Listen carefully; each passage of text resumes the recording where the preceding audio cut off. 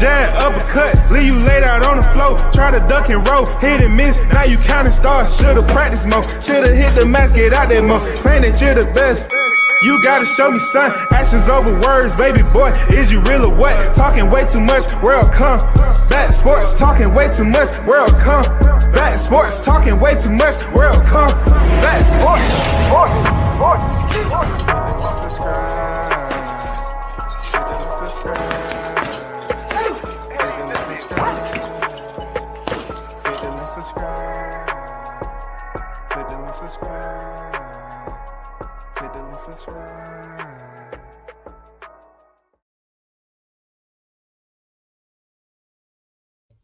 Yo, big shout out to the hottest chat in the MF game. A-side official. No negotiations needed, period. You already know WCS is first in the building. Big salute to those of you that may be on your way, possibly. When you get here, you already know what to do. Support the channel, interact with the topic. I appreciate it. Let's get down to business, man. As you read the description, Ennis and Thurman banned from interviews, Cobbs, tongue lashing, but when are you stepping up? Okay, so we have perspectives from two sides. Two individuals that's at the 147-pound division. Blair Cobbs, I didn't think he rated to be on the freaking thumbnail, but yet I put the main and the headliner of the upcoming fight from Philly. Okay, the reason why I did that, because I felt that it was necessary to highlight a fight card that they sleeping on. You know what I'm saying? I just think it's a fight card they sleeping on. Shout out to Christopher White for that $7 donation. Much appreciated, brother. Thanks once again for always supporting the channel and the Cash App. One love to you, brother. Salute to you. Then you have Terrence Crawford, who is the former king of the welterweight division. He white gloved it, cleaned it out, undisputed champion. No questions asked. No matter what the haters say, no questions asked. He white gloved the community. So now the welterweight division is sitting kind of idled. You know what I'm saying? Waiting for a lot to happen. Ennis has a rematch coming up with the fighter that he's already beaten. And I'm not no way, shape, or form knocking Ennis, you know, pretty much for his fight, because we already know that has been set in stone. But like I said before, I'm saying this in good faith. I'm saying this with all the most healthiest nutritional value and intentions. I have no adverse, you know what I'm saying, ulterior motives for saying this. But my brother, with all the talent, you have to understand something, Ennis, that they consider you to be the phenom. How can you further elevate yourself as the phenom unless you know how to talk to the camera? I'm not going to let up on you, because I'm talking to you as if, you know what I'm saying, I don't want to put you in a family because it's disrespectful, because, you know, Bosie's your father, okay? As an older black man, I'm just saying, take more time and effort into how you collectively get in front of the microphone and say the same shit over and over again. When I heard you said you was gonna step on Koran, you said the same thing about when you was going to pick up the titles. We'll get back to you, that Ennis. We'll get back to you. I want to let y'all listen to something Blair the Flair said. I want to get Blair the Flair, you know, up out of here. He's doing a lot of talking. His lips are moving. The tongue is wagging. But WCS want to know when you're going to step up. Let's take a gander and see what Blair the Flair had to say about Bill and Devin Haney.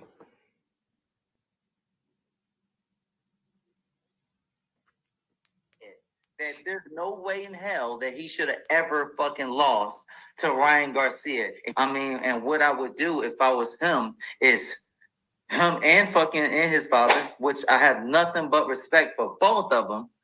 But I gotta be real. I'm not side taking. I have to be truthful about it. Stop being a bitch. Stop being a bitch. Stop being a bitch. Yeah, my son is a real boss. And I know that you guys is mad at it, but guess what? We are not letting up. Yeah, they say everything else except let's fight. Like, take your fucking losses like a fucking champ. Because right now you're looking like a fucking chump. You're looking like a fucking hoe. Somebody gonna match my freak. Like that's what he's looking like. He's looking like a fucking hoe, and he's not looking like a champion. A champion takes his loss gracefully. What if Devin Haney got popped for steroids? You know what I'm saying? Would they really be talking that mess? Would Ryan really give a fuck?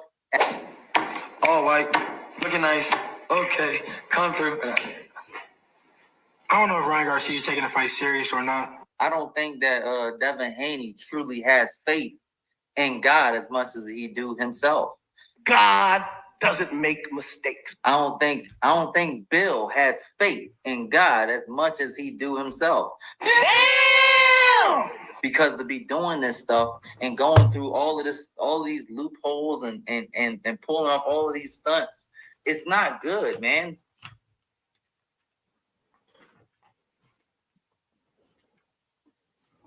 So that was Blair the Flair. He was basically doing his, retaliatory response. 1 of million to mention Bill Haney. 1 of million. And I just look at it this way there, Blair the Flair. Like, you have a high spirit, high energy. You get some of the best interviews, that I would say.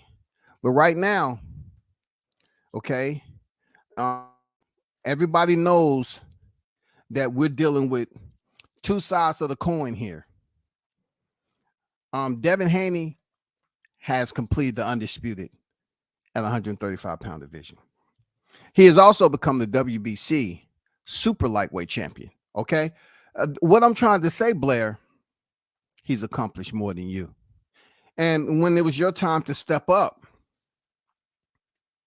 you lost. Not only did you lose, you was knocked out. So I know that you're coming off a win over Adrian Broner. But let's be clear. When are you going to step up and match the energy that you're putting out here criticizing these other fighters? You know why Fight Hype interview you so much? Because you are pretty garrulous when it comes to the microphone. You have no reserve. You don't know how much gas to use. But I'm saying, ease off the gas a little bit. Slow down the tongue lashing a little bit. You're putting too much energy into things that's not getting you a fight, brother. You know what I'm saying? All this talking online is not getting you fights. How do we get you closer to the table? The one without a microphone. The one where it has paperwork. One where you get the contract signed. How do we get you to that table? Because we see you and hear you behind the microphone, always thrashing other fighters. So what WCS want to do is, kind of get some clarity on the terms again. You at the 147-pound division, right? At one point in time, you're supposed to be the one. You went in there and did what you were supposed to do with Maurice Hooker. You looked thorough. Alexis Rocha had other plans. I don't know if somebody gave you the manifesto or itinerary. It didn't go as planned. The flight lifted off and then came crashing to the goddamn tarmac. We've been waiting for you to return back to prominence. Adrian Broner wasn't it, bro. When are you going to be able to get a fight, and who's holding you back?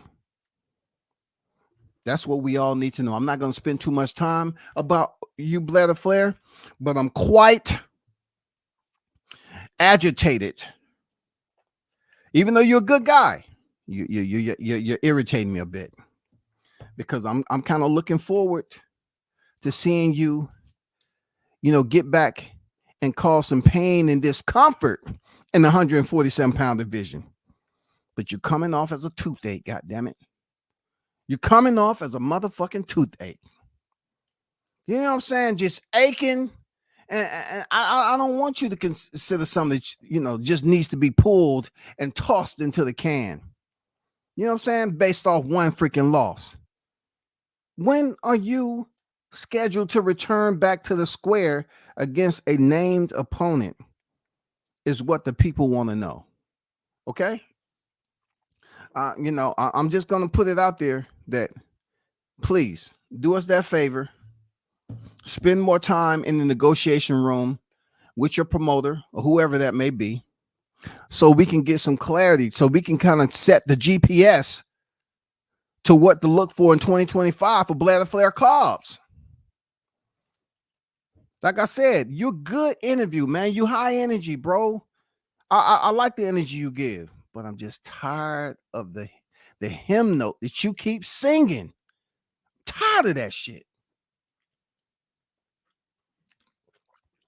Calling people bitches, saying fighters ain't doing this and that, but you just came off a fight with Adrian Broner. Shout out to the 4th division champion, Adrian Broner. No knock on him, but Adrian Broner, we know that he's not at the top of the hierarchy from whence he used to be. So you may talk to an extent where you think everybody's listening to general public, but right now the boxing fans are pretty agitated. They bored. They heard this from you again. They want to see you in there mixing it up at the 147-pound division. God damn it. We want to see the light come on in that bitch. Because right now, all it is a couple of mice. We see some lint floating around in that motherfucker. You know what I'm saying? We see birds flying, bats in that bitch. You have all these other entities just having fun, raising kids up at the 147-pound division. They said, we never thought this would happen after Crawford cleaned it out. I mean, it used to be so vibrant, so active, and now it's just a dark, gloomy warehouse. Where did all the what's going on? Where are they at? Are they on a leave of absence? That's up to you to find out there, Blair.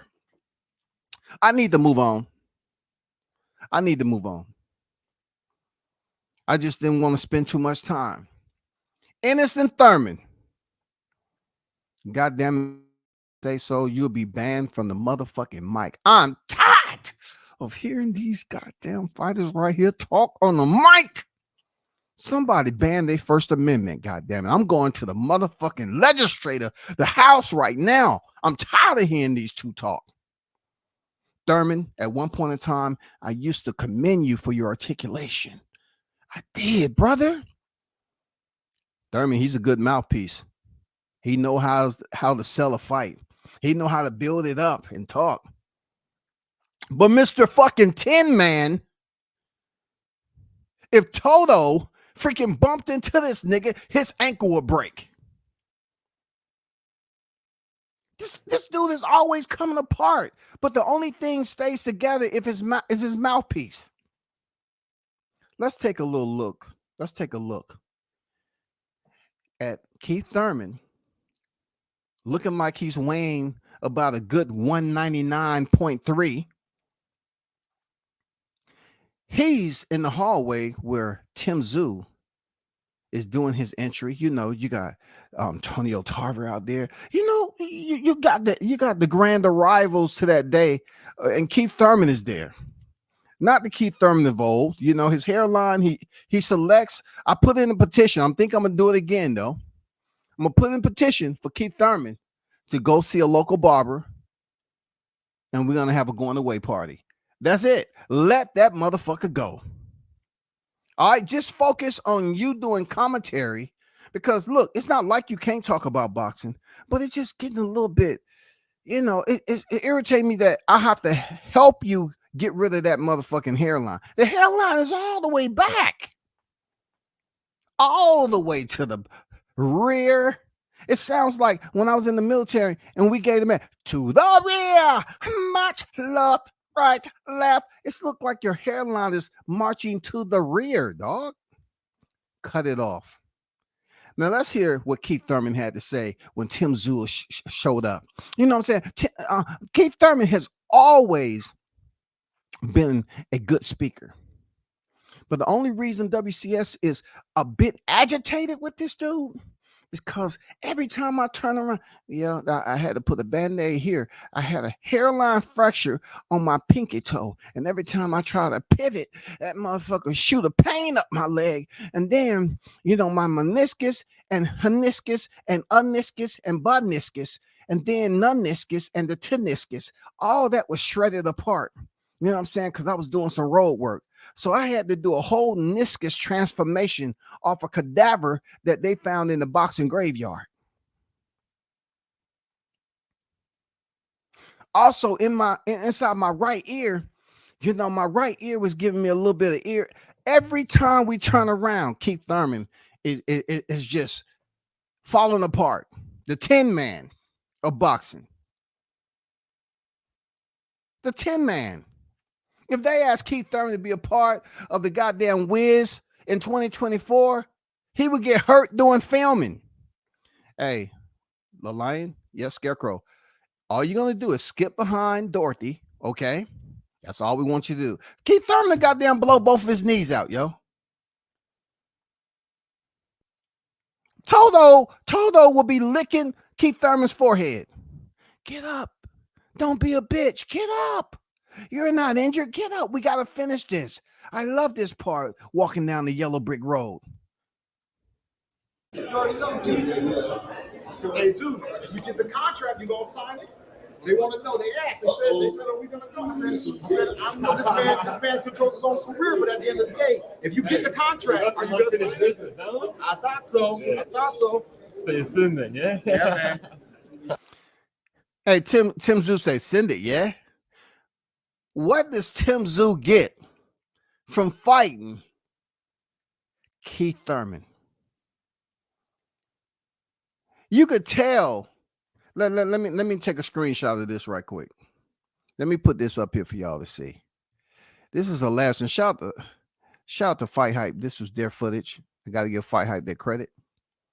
All right, let me show you something right quick on Tim Zoo, showing you how to brush somebody off without being disrespectful. Look at this look right here. Okay, check this out. This is a screenshot. Look at Keith Thurman over there, and Tim Zoo. He got that fake ass smile, and look at that other guy with a fake ass smile. Say, that douchebag. Come on, man. You can't even stay healthy enough. You can't even get off the injured reserve. You only a breath away, a trip and a fall from Skid Row. That's what Keith Thurman had. Look at that fake ass smile Tim Zoo has. That's not even the real smile. He's like, man, somebody get this dude away from me. Somebody get him away from me, please. But that ain't it, y'all. I want you to hear what good old Keith Thurman has to say when a microphone is presented in front of his mug. Protect yourself. But at the end of the day, I'm here and I'm healthy. I'm holding strong. I still love the fight game. And I'm looking forward to seeing what opens up at the start of next year. Oh, that's so sweet. Man, that's amazing. The resurrection of another speech from Keith Thurman. That is amazing. Don't you feel all nice and warm and fuzzy inside, y'all? Aren't you oozing with confidence that Keith Thurman has told you something that you heard 1,000 times before? I'm sick of it, Keith. I've heard this shit so many times. You come in there, scraggly beard. Nigga, you looking older than me. And you want to sit up here and give us a freaking speech. I'm healthy. My bones are feeling great. My vitamin C levels are up. I'm checking on my B12 as we speak. My knees are feeling good, especially with the titanium replacement. My hairline is just waving in the wind. Next year, I believe in early January, late December, hopefully we will start being able to open up negotiations to see what manifests. I would still love the Zoo fight. Zoo becomes champion again. I already know he's going to be looking towards unification bouts. He might want the rematch with Fundora. There's Charlo out there that he never got to fight. But obviously, he. Tell me something, Key. I got a question for you, Key. How many big names have you fought at 154 pounds? Because you're busy talking about who Zoo is going to fight and all that. So you believe that you've been out, injured, and you want to get on here and tell people you're healthy and you're full of, you're so vibrant, you're ready to make a comeback. Late December, early January. People, mark your freaking calendars. When you sitting doing this holiday with your family, eating your vegetables, your buttered rolls, sipping on some cognac or sweet tea for some of y'all, or some lemonade. When you're enjoying your holiday, know this. I want you to put this in your calendar, that Keith Thurman says that he's looking into negotiations near the end of the year, which for some of y'all will be Xmas, Christmas, and all those festivities, or early January, first quarter 2025. Used to see the Tin Man back in the ring. Don't that just get you hyped up? I was just talking about, what do we have to cheer in boxing from 24 to 25? What do we have to cheer? That's what we have to cheer. God damn it. New president on their way on deck. And then the return of Keith Thurman. This movie right here doesn't even need a freaking script. This is reality. This is something that we can't predict. Keith Thurman is back. Keith Thurman is saying he's back, y'all. Now, I don't know if he was injured doing this filming. I'm not going to fucking lie to you. I don't want any type of legality against me. I'm not going to put in.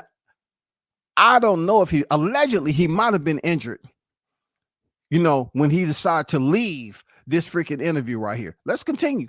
You got to get past this tough Russian that people say that Charlo avoided. People say a lot of people at 154 avoided. So we're going to see if he was somebody to truly avoid, or if it just takes, somebody who's willing to sign that contract like Tim Tszyu to prove that, the Russian might be a champion. But what Russian you talking about? He talking about Drago? Is he talking about Drago, Nick? What is this dude talking about? Avoiding who, per se? I'm just curious there, Tim. Tim Tszyu, are you Russian? I know you say you're Australian, you know how to speak Russian, but is this dude, one word come to mind, an anthem come to mind when I think of Keith Thurman, the way he's trying to resurrect a resurgence in the boxing. Pugilistica, pugilistica, pugilistica. That's what I hear. I hear the cheer of pugilistica, because I can't take Keith serious. Keith is up here telling the people something that we really don't want to believe. He's saying that people feared a certain Russian. He's not as scary as everybody played him out to be. It's quite interesting at 154, and it'll be fun to get back in that mix. We wanted to do it this year, but looks like we're going to have to do it at the start of next year. Pugilistica, pugilistica. I mean, I don't know what else to say. Not to put more of the line up to the side, because we know you can't overlook a fighter, but we saw Keith Thurman kind of pull you out outside. How do you feel about that, and how realistic is a fight with him? I look at the pace. Why not? And we do have unfinished business. Awesome. One more. We do have unfinished business. Well, I'll tell you this. If you think that unfinished business is with Keith one time, sometime, no time Thurman, you're sadly mistaken. there, Tim Zoo. And you know what? It's very, very strange to be speaking on this interview, and it was pre-fight because we have understood what has happened during the actual day of the fight and what he has said after the fight. As I look back on it, you know what I'm saying? I believe that just the mere fact of Tim Zoo interacting with the Tin Man, he was off balance from the beginning. Keith Thurman, in my opinion, jinxed the fuck out of Tim Zoo. Tim Zoo never should have stopped and spoken to the Tin Man, god damn it. He never should have fucking stopped and talked to the lounger. This is a freaking lounger, yo. He lounges around fight week. Ooh, look at me. I'm here. Ooh, wee. Ha ha. I want to see a microphone that I never like. Speak to me. Let me call out Tim Zoo. I send you the contract. You're going to sign, right? Come on, man. It's that easy for Thurman. Seriously, is it that easy for Thurman? I mean, Thurman was a two-time world champion at 147 pounds. And a lot of people are asking, what has he done since then? Right? I could tell you what he's done. He's talked and talked and talked. See, one thing that separates Keith Thurman from Ennis, but both of them still is banned from the interviews, is the fact that Thurman, he gets on here and tells the general public things that he just don't live up to. He always let us know he has this damn time machine. People look at Keith Thurman like he can stay out of the sport of boxing, and they don't even really criticize him. But Crawford is still active in the sport of the vision that Keith Thurman potentially was supposed to be the man at. They still show this man mad love. They treat him like he had a leave of absence approved. And then he can come back to a fight week, be out there. These same individuals want to interview Thurman, and he gets on here and say some bullshit. The Tin Man gets on here. I'm feeling healthy. I feel the best I ever have. Oh, I don't know what to tell you. Don't I look good? I'm on weight. You know what I'm saying? I'm like 45 pounds on weight from 154. It won't be a terrible weight cut.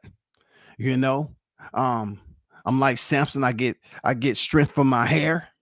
As little hair as I still have that strength. I'm hungry, motivated.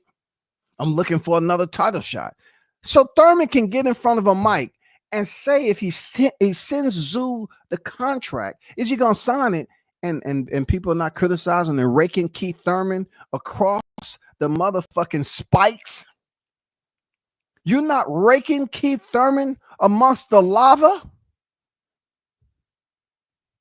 You're not putting him in a grill and closing the hatch. You think we want to hear Thurman talk about Zoo? And this man been out the sport for I don't know how long. Let's get to Ennis. Hello, Jerron. Boots, Ennis. Brother, if there's anything that you can hear me say in good faith, it's this. I remember when you said when you was getting the title, it's over. I'm going to step on them. Hear me out there, Jerron Ennis. You said when you get a title, it's over. I'm stepping on them. Well, you didn't have to do much stepping because the IBF did all the stepping with their fingers. It's just like the old Yellow Page commercial there, Ennis. You know, they let their fingers do the walking, and that's exactly what the IBF did for you. They let their fingers walk on them home keys, draft up that paperwork, and administratively press enter and sent that shit off to Team Crawford, knowing he was already locked into a contract for a rematch. But that's not it. That's not it. I'm just going off what you said. You said in the interview with YSM Sports that when you get the title, it's over. Why do I hear again that Ennis is on record saying he was going to step on somebody?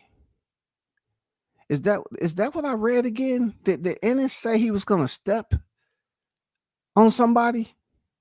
I know you didn't say the same shit you done said forever and a day, brother. I'm not my brother. I'm not, real talk. I'm just trying to come to you on some public enemy shit. I'm trying to fight the power. I'm trying to get you to understand that in order for you to be a phenom, a superstar, you have to stop talking on the mic, saying the same shit. You went in here and was doing 360 pirouettes in there the first time against damn Korean Chulikin and just saying, oh, I ain't had my best night. You know what I'm saying? You know, I just need to be myself. Okay, so you go in there against David Avanesian, and what happened? Oh, I just need to have fun. I wasn't there having fun. Oh, what? Did say he's about to step on somebody again, y'all? I know I didn't hear that again. That is over. You're banned from any future interviews there, Ennis, until you expand or basically build on your vocabulary for PR reasons. I want you to be the phenom. The phenom has to be that in the media. Seriously.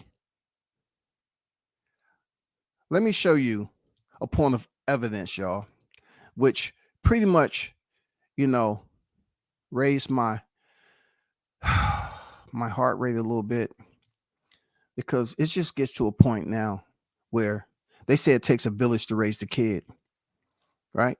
It takes a village. This is Boxing News 24, and I happen to be strolling through the motherfucking articles again, and God damn it, did I see Ennis says I'm stepping on Kareem. I caught a motherfucking body today. I beat the shit out my laptop. I beat the shit out my laptop because it shouldn't allow me to see this motherfucking article. The laptop know how I feel about seeing and reading Ennis saying the same shit over again, but then go in there and lose focus. Ennis say I'm stepping on Kareem. Okay. Jerron Ennis, as I read this article, says he's going to be stepping on Korean Chulikin in their rematch in 18 days on November 9th at the Wells Fargo Center in Philadelphia. The IBF welterweight champion boosts in his 32 victories opposite 0 defeats, hosting 29 coming by way of knockout. Said it doesn't bother him what people say about his performances. The last time he fought the crafty Chulikin, 24 victories, 2 defeats, hosted by 13 knockouts on January 7th last year in Washington, D.C. Hold up, Paul, shawty. Hold up. You said it doesn't bother you? Why doesn't it bother you?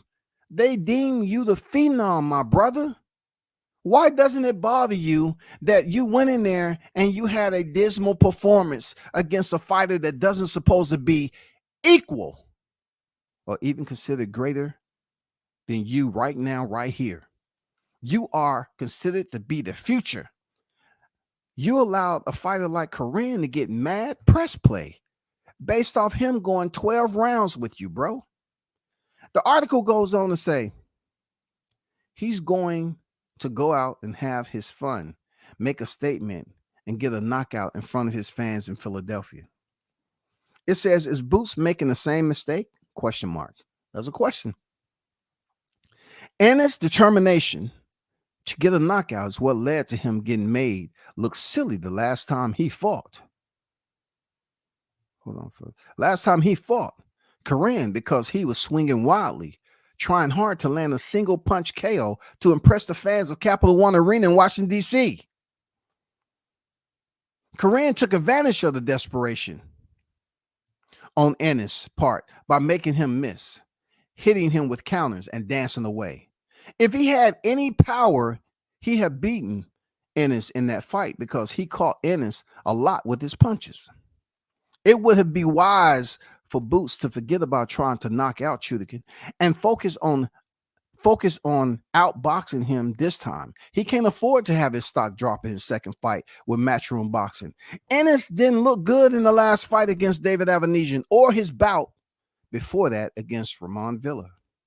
Boots needs to transition to become more of a boxer because he's not a huge puncher and his defense is porous. Look, listen, who is this again? Who is this? Raj Pamar? Where did you come from? Because this dude said that Ennis is not a huge puncher and his defense is porous. Damn. Are you serious? So somebody's finally saying that Jaron is not a huge puncher because when you go to the YTC, they're acting like this dude turns green every time he split the ropes in his fighter's introduction. He starts to glow. The music started to come on like he's David Banner. This guy said he's not a huge puncher and his defense is porous. Wow. It goes on to say he's getting hit a lot by his opponents at 147, trying to score knockouts. When Ennis moves up to 154 soon, he will be in trouble against the big punchers in that division. Damn! God damn, shawty. Where did this guy come from, man? Where you been hiding at, man? Where you been lounging at? You been on the stoop, man? It goes on to say they hit a lot harder than him, and they'll capitalize on his poor defense to hurt him. It would be smart to Ennis to adapt now while he still can at welterweight before he moves up to junior middleweight and begins facing the bigger, stronger killers. Ennis doesn't care about critics. Let's stop it right here, goddammit. Ennis, my brother, please don't say you don't care about the critics. It's too many black fighters out here telling people, consumers, that pay to support them, they don't care about them. If the critics look like you should care. Because in the end of the day, you need your people to care about you. If you ever looking to make that huge payday, what are you in boxing for? Through all the sacrifice that your father's making, that you are making, are you just doing that just for a ring walk? How can you say that you don't care about the critics? You got to care about the critics. Do you not see these fighters out here being criticized, yo? Do you know how much they're criticizing Terrence Crawford? Do you hear how much they're criticizing Devin Haney? Do you see how much they criticize the Charlos? How much they criticize Deontay Wilder? Do you see how much they criticize Timothy Bradley? They're criticizing freaking Jahad Tucker? Do you understand that there's a lot that you should be concerned about? Because if you don't go in here and show out and put one on in your second straight fight in Philly, man, you're in trouble. It don't matter if you don't get knocked down. It doesn't matter. If you do not show a threshold of improvement, if you end up going in there looking like Tim Tszyu did against Bakram, you are in trouble. Let me get to the quote right quick. Cause Jaron Ennis said he don't care about the critics. I'm glad I went the distance with him. I be goddamn. I shut all the haters up saying I couldn't. Now I'm gonna stop you right there, brother. Don't do that bullshit. I'm gonna hold you to the same standard I held Devin Haney to when he fought Yurkis Gamboa. Goddamn it! He said he wanted to prove to the people that he can go the distance with Gamboa. When Crawford, on the other hand, saying I wasn't trying to prove shit except knocking this motherfucker out, and that's what I did. I stopped him. But you was trying to prove to the people that you can go the distance with a dude that nobody even cared for you to go the distance with. Nobody gave a damn whether you went the distance with Corinne. It goes on to say, I shut all the haters up saying I couldn't. They didn't know I could go 12 rounds. I went 12 rounds like that with ease, said Jaron Ennis to YSM Sports Media about him going the distance with Corinne Trudy last year on January 7th, 2023. I wasn't even breathing hard. I couldn't have went 15. I could have went 15 more. Man, God damn it. Please, somebody find me an axe. I want to go chop down a motherfucking redwood. Give me a motherfucking kid's axe. I want to haze myself for reading this shit. Somebody give me an axe, a kid's axe. I want to go chop down the redwood with it. I think I can do that shit in 12 motherfucking minutes. Jerron Ennis is up here saying that people didn't think he can go 12 rounds. So that's why he went 12 rounds with somebody like that. Is not the MO of a phenom, my brother. But I'm going to stay on topic. Was going 12 rounds stepping on him? I just want to stay on topic, Jerron. Was going 12 rounds stepping on him? Do you consider 12 rounds stepping on Corinne? What do y'all think in the chat? Going 12 rounds with Corinne Chudikin, do you think it's stepping on him? Let's continue. The article goes on to say every fight they're going to say this or that. I don't really care. I'm doing it for me. I'm going to put on a show. First of all, he's the IBF mandatory, so he's winning. He's been winning. He's worked his way back up to number one, and with the IBF, everybody has got to fight their mandatory right now. Nobody's caring about who you fight. They know you have to fight them. But my point is, you saying you're stepping on them. I'm here to help, brother. I'm here to explain to you that you need to work on your delivery when it comes to speaking to your fans. Don't get the mentality of frustration because you hear people criticizing you. You know it's not just made up, exacerbated criticism. It has merit behind it, right there, Jerron? So all I'm suggesting to you, brother, please work on your delivery. They honored you in Philly. And you was just leaning over, just talking to yourself, man. We couldn't hear what you were saying. If you are, look, what was that part in there? I'm doing it for me. Now, there's nothing wrong with you doing this shit for you, brother. There's nothing freaking wrong with you doing it for you. But you gotta care. You gotta care on doing it for the fans, because who else is gonna pay your ticket? You think the rest of your fights is gonna be at Wells Fargo and Philly? You are deemed the phenom. Once the old guard moves out there, Ennis, you supposed to be next up. You have a lot of other names to compete with. And you know what? They may not be in the 147-pound division. If you plan on moving up to 154, well, you said that you want to the cat kind of got my tongue when I say this, but Bozy said y'all want to become undisputed at 147. When are you going to start stepping on these champions? When are you going to step on Barrios?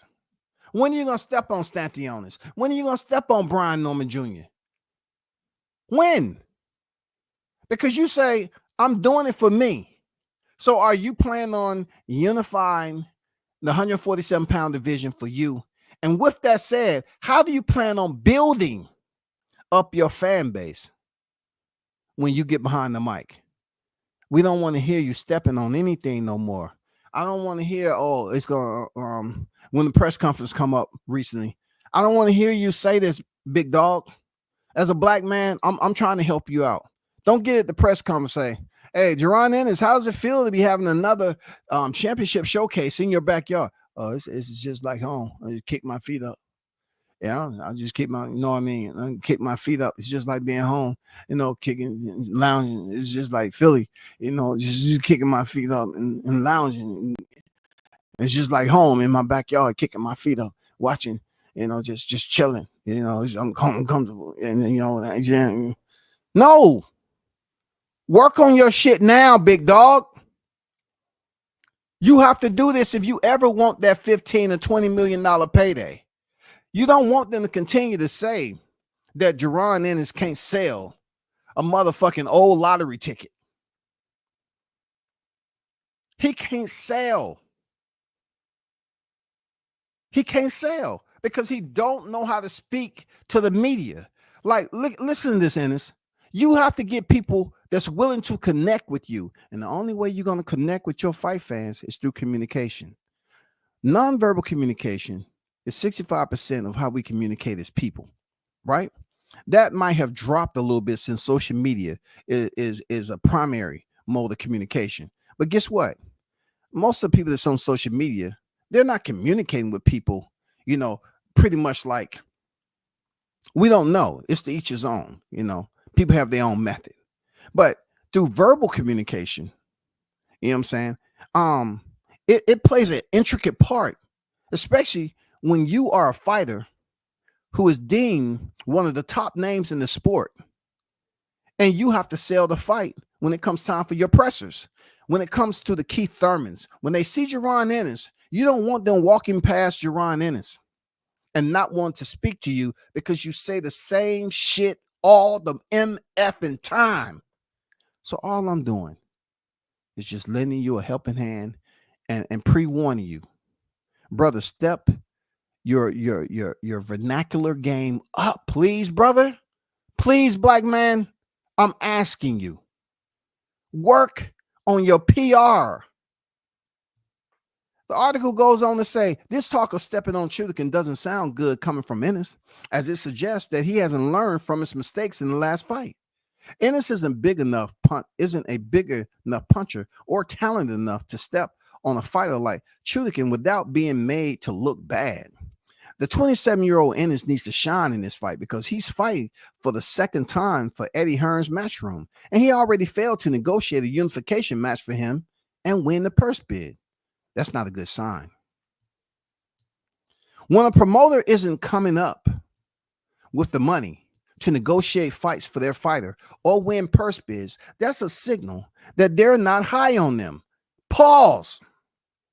Break. Time out. Hey, this author is on to something. That's all I'm trying to tell you in this. Your promoter let 250,000 go only to get a fight that wasn't big. It wasn't a larger on the grand scale of things between Ennis and Jr. So you all rather pay that money.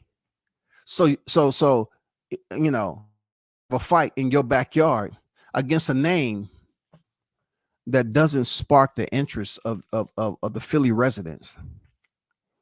People are not jumping up in joy. Their anxiety levels are not even at the highest level. They're not edgy. They're not hoping, you know, saying, oh man, I'm glad this weekend comes. It brings us one more week closer to the fight when Ennis going there against Koran. They're not saying that, brother. It goes on to say that's why it's important to Ennis to shine in this fight. If he looks great, he needs to vacate his IBF belt and move up to 154 because he has no opportunities for important fights at 147. So let's see what Jaron Ennis had to say right here. Okay, let's hear what he has to say. What's on deck? That you learn from. We've all seen Floyd Castillo. Trying to think of another one. Floyd Zab Judah, where you could see a young talented fighter make those adjustments, and then Canelo Floyd, even though that was a loss. Is this something that Jaron Ennis is going to build for? Yeah, I was glad. I'm not gonna lie, I'm glad I went to distance with him. I shut all the haters up saying I couldn't. They don't know if we can go 12 rounds. I went 12 rounds like that with ease. Wasn't breathing hard, and I could have went 15 more. Every fight is gonna be something where they're gonna try to say this or say that. But at the end of the day, I don't even care. I'm going there to do it for me. I'm gonna put on a show and have my fun. You were looking to make unification bout happen right before. You got to care, big dog. You got to care. You understand me, Ennis? This is the reason why they got to care, people. Ennis has to care because he don't want his fans, every time that Ennis's name, that your name is mentioned, they're giving you this look right here, Ennis. This is why I'm trying to help you understand that it's imperative that you understand that WCS is trying to help you out. They're going to give you this look right here. All right. The one that you see right there. They're going to give you that look. I'm just telling you, that look right there, that's what they're going to give you, big dog. They're going to give you this look right here. Is that Ennis again? What did he say? He going to step on him? You don't want them giving you this look. You want them to have a smile on their face and say, Ennis is back on the schedule. I can't wait to see that brother go in there and perform. But to say that you can do 15 more rounds, but yet you couldn't get him up out of there. Which caveats and leads me to this point of saying you're going to step on him. What do you mean by stepping on an opponent that you say you had enough energy to go 15 more rounds with? This is all I'm trying to tell you, bro. That's all I'm trying to tell you. It doesn't make any sense to me. That's all. It doesn't. The IBF orders it. They give you an extension to get a unification done. You weren't able to. Mm-hmm. Why is Kieran Chikazin the next best option? I mean, he the only one. He was my first of all. He's the IBF mandatory, so he been winning. He worked his way back up to We don't care about Chukasikin, Chudikin, chicken, 3 wings and a breast. We don't care if he's the mandatory because we already know that. The majority of the people, like there's a huge percentage of people that's considered hardcore boxing fans. And then you look at the casuals and the temporaries. Even they don't want to hear you break down who's the mandatory. We understand that he's the mandatory. That's why he's back. But don't make it seem like he's that killer. If people believe that Korean is a killer and he gets all the hype and praise off you, you should feel some type of way about that, Ennis, because you say you're going to step on him. Being number 2 or one or something like that.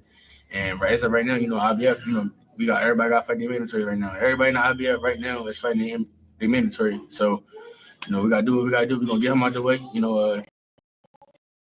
handle business, put on the show, and get him out of there, make another statement, and then it's on on to the next, Like I'm not looking past him at all. I'm locked in on Kieran Chukazin. And this time, I'm stepping on him. I'm going to have my fun, step on him, and put on a beautiful show. Another knockout coming, but I'm going to have fun with it, though. Hey, Ennis a good dude, man. Real talk, man. Ennis a good dude. Like, a dude like Ennis, I don't know him like that, but seeing him in person and all that shit, man, like, Ennis don't come off and give me no vibes that he's a bad person. You know what I'm saying? But this ain't criticism I'm giving you. Without you putting constructive in the front of it there, Jerron Ennis. That's all. It's constructive criticism because I myself don't want to hear you say stepping on them no more. I don't want to hear you until you start stepping on them. Stepping on them, I'm going to assume the definition means domination. You know what I'm saying? I want to see you dominate that, Ennis. You can't sit up here and say, hey, people say, yeah, I can go 12 rounds. I went 12 rounds. I had good my breath. I could another 15. I can get another 15. I could, I was feeling good. I proved to the people. At the end of the day, I don't care what people say about it. I'm doing it for me. No. You got to fight for the people and you got to fight for you. The people is what's going to get you paid. Ennis, listen to me, man. The people are going to get you paid. Because you already had a clear telltale sign from Eddie Hearns falling out of that purse bid to pay your opponent just so you can fight in Philly. Did that money come out your purse there, Ennis? Because they act like you was on a budget, like they was on a budget for your name. And what I'm trying to tell you, Ennis, you have to pick it up and do more when you're in front of the camera in order for you not to be in these situations where people don't give a fuck about goddamn winning a purse bid for you because they don't want to put that money in you. Yeah, Eddie Hearns is all about signing you, putting you on a flyer. Hey, that's what the team's supposed to do. Draft up a flyer and make it look all pretty. But you don't want to do that, bro. You don't want to continue to get behind the mic and say the same shit. That's all I'm saying to you, brother. You don't want them to give you the Ennis. What you see on the thumbnail. You don't want this Ennis. You're a good dude, bro. But you gotta understand, you're not just doing it for you. You gotta do it for the people too. And you know what? I'm not gonna sit up here and act like I'm begging you to do better when you get in front of the mic, but you need to do better. You need to do better, man. Real talk.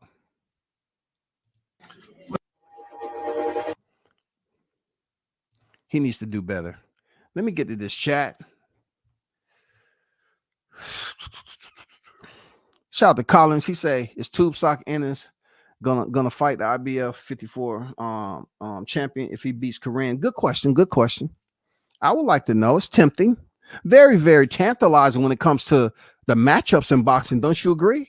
I think, you know, dependent. Look, this is another wild part about me taking so much time on Ennis when Crawford is on the thumbnail. It's just disrespectful at the end of the day. Because Ennis should never, ever get more airtime than Bud Crawford when he's on the thumbnail. Ever at this point. Damn. But see, he needs more charisma.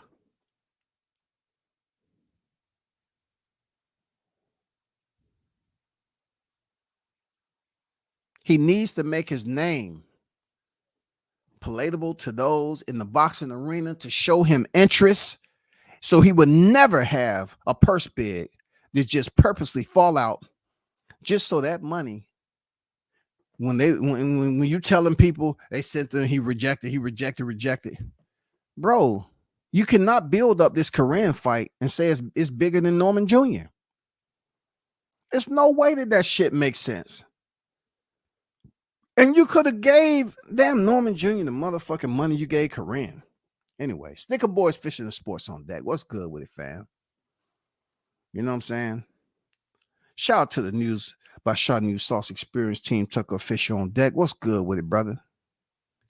The Mac Mob is in the building. D-Mac, what's good with it? Mobbing earlier. Damn good live, brother. You know what I'm saying? Y'all continue to keep B-Mac in your prayers. Get well. Get more healthier. You know what I'm saying? We praying for you. Wishing you nothing but the best. You know what I'm saying? We need you to stay mobbing on here. You know what I'm saying? We need to have you back mobbing, man. I need to have my share of go-go, man. It said, what's good? OGWCS hot grease cooking, my brother. No doubt, man. We need that goddamn DC go-go music on deck. For those of you that may not know or don't know what I'm talking about.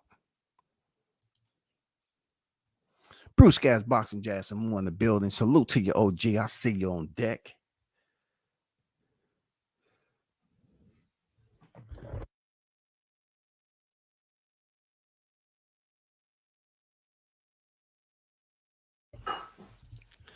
It's going to be Tank undercard all over again. Man, Collins ain't showing Jerron Ennis. Look, I'm not on here to pretty much berate Jerron Ennis. I just want him to do better as far as promoting himself. Because why are you putting in all this effort in boxing, which is a very, very tough sport? The rigors of training and what you have to go through the camp and all that. Why would you just say you're doing it for me? You can't can't be doing it for you, because at the end of the day, you represent Philly, bro. You got to represent those who came before you and set an even higher bar for those who's fighting after you.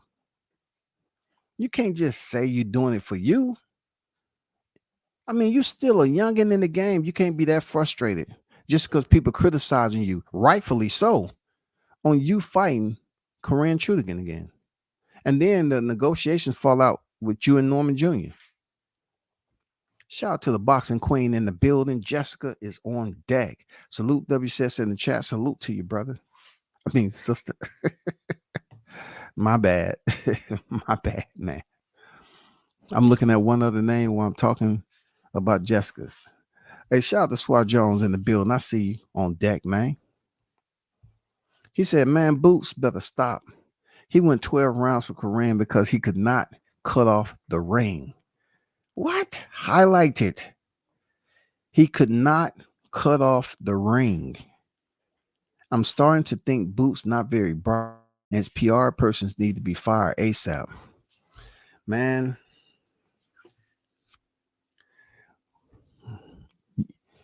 that's all I'm trying to say, bro.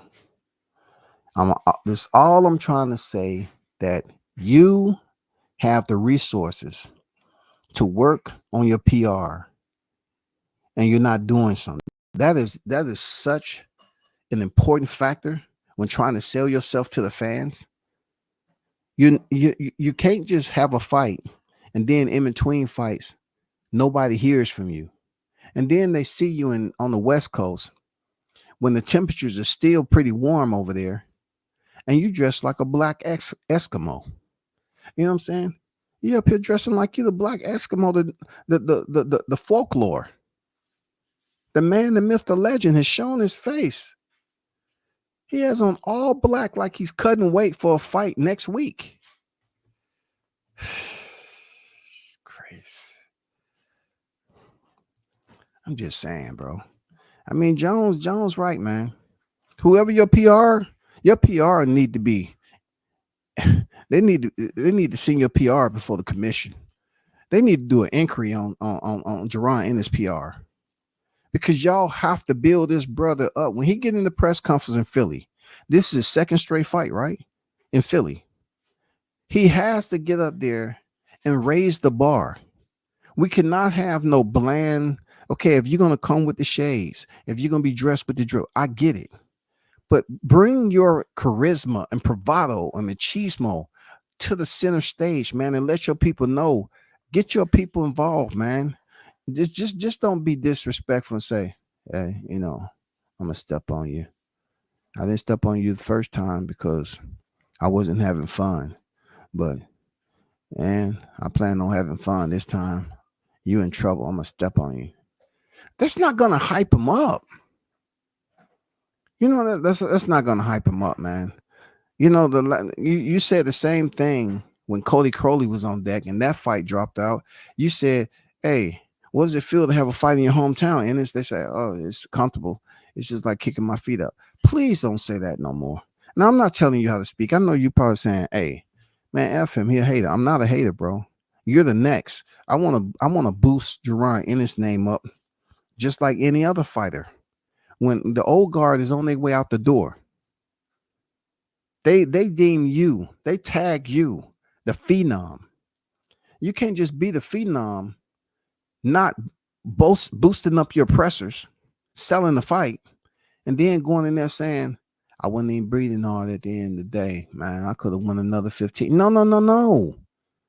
Why we want to see another 15? People got to go home and get up for work on Monday. They was looking for you to give them something that they can talk about on Sunday. And they talked about it so much on Sunday. When they go into work Monday, they having the best work week ever, because one of their favorite fighters, Jerron Ennis, went in there and showed out. That's all I'm saying. Everybody's ducking Boots, WCF. Stop acting like you don't know this narrative. I know, right? Bud ducking everybody and everybody ducking Boots. You know what I'm saying? Everybody ducking Boots, man. Shout out to Ben in the building. What's good with it? Shout out to TGB in the building. WCF, salute to the hottest chat in the game. Appreciate you, man. On deck. Definitely check my guy out, man. These channels is on here. You know what I'm saying? TGB, the News by Shaw News Experience, Bruce Gas, Boxing Jazz, and more. The MACKMOBB, the Mac Mob in the building. Check these channels out, man. Check them out. You know what I'm saying? I think Jones made the best point, though. Jerron Ennis could not cut off the ring. You couldn't cut off the ring. Hold up. It's inevitable. D-Town. What's good, man? I see you in the building. D-Block on deck. Great show, brother. Been hearing for a while. Respect, man. Y'all definitely go check out the inevitable D-Town. D-Block. You know what I'm saying? Be over there in Spaces. Be doing his own thing with his boxing talk. You know what I'm saying? I kind of knew the brother, based off the boxing voice from him calling in, man. You know what I'm saying? Before I even actually knew about him, talking boxing, doing spaces and stuff. But definitely check out, his spaces. Check out his content, man. Good dude, very knowledgeable in boxing, and had a lot of people who follow him. You know what I'm saying? That's what it's about. He has a lot of people who follow him talking about the sport. You know what I'm saying? Check out D Block, man. Facts. I don't like doing nobody else's shit, but he put it up there, dog. Hey, he got a one-on-one. He got a one-on-one. You know what I'm saying? So it's not like I'm biting it. That's his shit. He put it in the chat. So I'm just going a one-on-one. That's his. That's his outro. You know what I'm saying? Hey, I don't want nobody to say abuse his shit. He's in the chat, y'all. Yeah, man. I don't get it, man. Like I said before, Jones made a very good point. He said he's stepping on him, but yeah, he couldn't cut off the ring. So I'm saying to myself, you had all the energy to go 15 more rounds, but you couldn't cut off the ring. A lot of this ain't adding up. We don't like it. We don't like it, bro. And really, as a black man myself, I'm not criticized. I just always had infatuation with vocab, being that anybody who was in the South back then know how bad the slang was. And at one point in time, I could speak my down south, dirty South slang. No doubt about it, but I didn't like it. You know what I'm saying? And I always, just read shit, wrote stuff down and all this other stuff. Everybody should know how to articulate themselves, and not just when you hear black people or something and they get offended, because that's what most of who criticized me was my own people. Hey, I'll stop using big words. It's no such thing. You understand me, Ennis? It's no such thing. Just get in front of the mic, be more sell yourself to the crowd more, and you're gonna need that, bro, because you got to be a special kind of fighter to not be able to say anything between fights, but yet have fans just jumping up and down and jumping on social media trying to say, hey, when is Ennis fighting again? I want to see Ennis fight again. That's all I'm saying. I'm not hating on this dude, because Ennis, to me, he ain't did shit to me. I don't consider him to be a snobbish, stuck up dude. I don't. It don't matter all the shit he said to Crawford. It don't. But all I'm saying is you say the same shit all the time. And we need to hear something refreshing. That's all I'm saying, bro.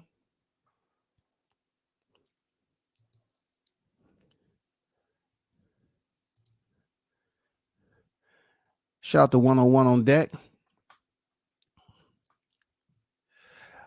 Hey, shout out to Boxing Nerd 101 come over here and dropping this comment. I'll read it. He said, Crawford barely does shit when it comes to charisma and mic skills. You bias. And I expect for me to have Boxing Nerd come in here and don't even greet me. You know what I'm saying? He has something to say about Crawford because he saw him, he saw that wolf, in that full moon. I get it, Boxing Nerd. I give you your 2 seconds of lame. Okay, I give you 2 seconds of lame. You understand me? Shout out to the queen herself, Miss Rachel Donaire in the building. Nonito Donaire, what's good with y'all? Shout out to the Philippines, man. You know what I'm saying? Shout out to her. The purse bid was all a mess. Yes, indeed.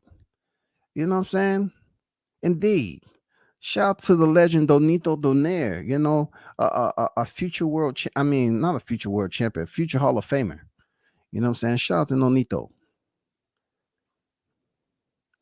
The purse bid was all a mess because somehow, some way, we can't figure out why they didn't take or optimize the effort for Jaron Ennis. I remember when he signed with Matchroom and he was under the bright lights and they was just glaring.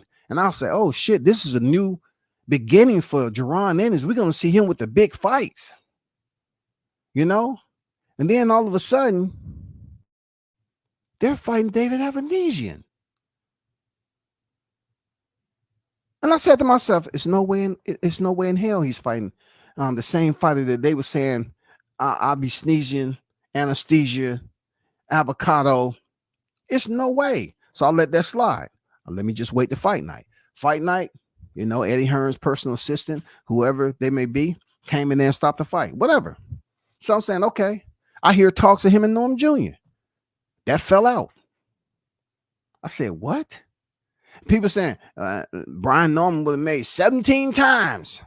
So you're trying to tell me somebody, when you say they would have made, so pretty much if they grossed it, but yet they only took home, and if they taken home came up to 400,000, and their last paycheck was 100,000. Well, when they getting what they get 3 times more, 4 times? I mean, we're talking about what we netting, right? Now, anyway, that's another freaking story. I'm not gonna get into it. You know what I'm saying? Because after that fell through, I'm thinking, after hearing the offers that was given to Barrio Stantionis, it seemed like they was really playing with Team Norman. For them to go up here and lose the purse bid, and ultimately was headed to Germany, but yet they take the same money that they didn't want to give Norman and give it to Chudikin just to fight in Philly. Oh my God, man. I swear to tell the truth, nothing but the truth and the whole truth. So help. I'm serious, bro. Crawford been all over U.S. campaigning, showing his face. Ennis does mostly all his interviews in Philly. See, when I have people that saying things like that, and it's absolutely correct, you have to ask yourself, why would there be one hater in the chat? You know what I'm saying? Why would there be one hater in the chat? Why? It's no need for that. Because that is correct. Look, in order for Ennis to build up his profile, you definitely have to do more interviews outside of in the gym, because we know you're a gym rat. We know you training up some youngers. We know you stay in the gym. We know you're Philly. You represent Philly right now. You're the biggest name over there, actively as a boxer. Okay, we get it. But when we see you outside of Philly, they're not coming up to you like they do Keith Thurman. Let's just put it this way. For example, Ennis, if you was to be walking and Keith Thurman was over there, and you have fought more recent than Keith Thurman, it would be more people wanting to talk to Keith Thurman with you right there standing next to him, rather than they would talk to you, because they know Keith Thurman is going to pretty much say, yeah, I might have been out of the ring, but I don't think your stock value is went up any more than mine. And I haven't fought in this long. You know what I'm saying? I'm just telling you. You need to get on that. You know how Keith Thurman loved calling people boy. Hey, boy. Hey, you need to get on that, boy. You know what I'm saying? Get your stock up. Because everybody want to talk to Keith Thurman. They don't want to talk to you. You understand me, boy? That's what Keith Thurman do, be pissing people off. Keith Thurman's a racist at the end of the day. He called Jaron Ennis a boy.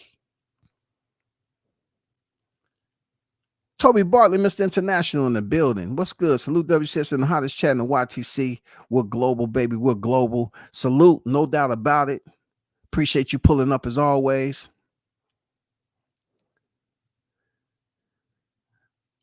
I appreciate that, TGB.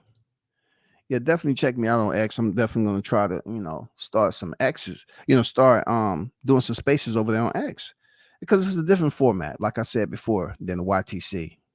You know what I'm saying?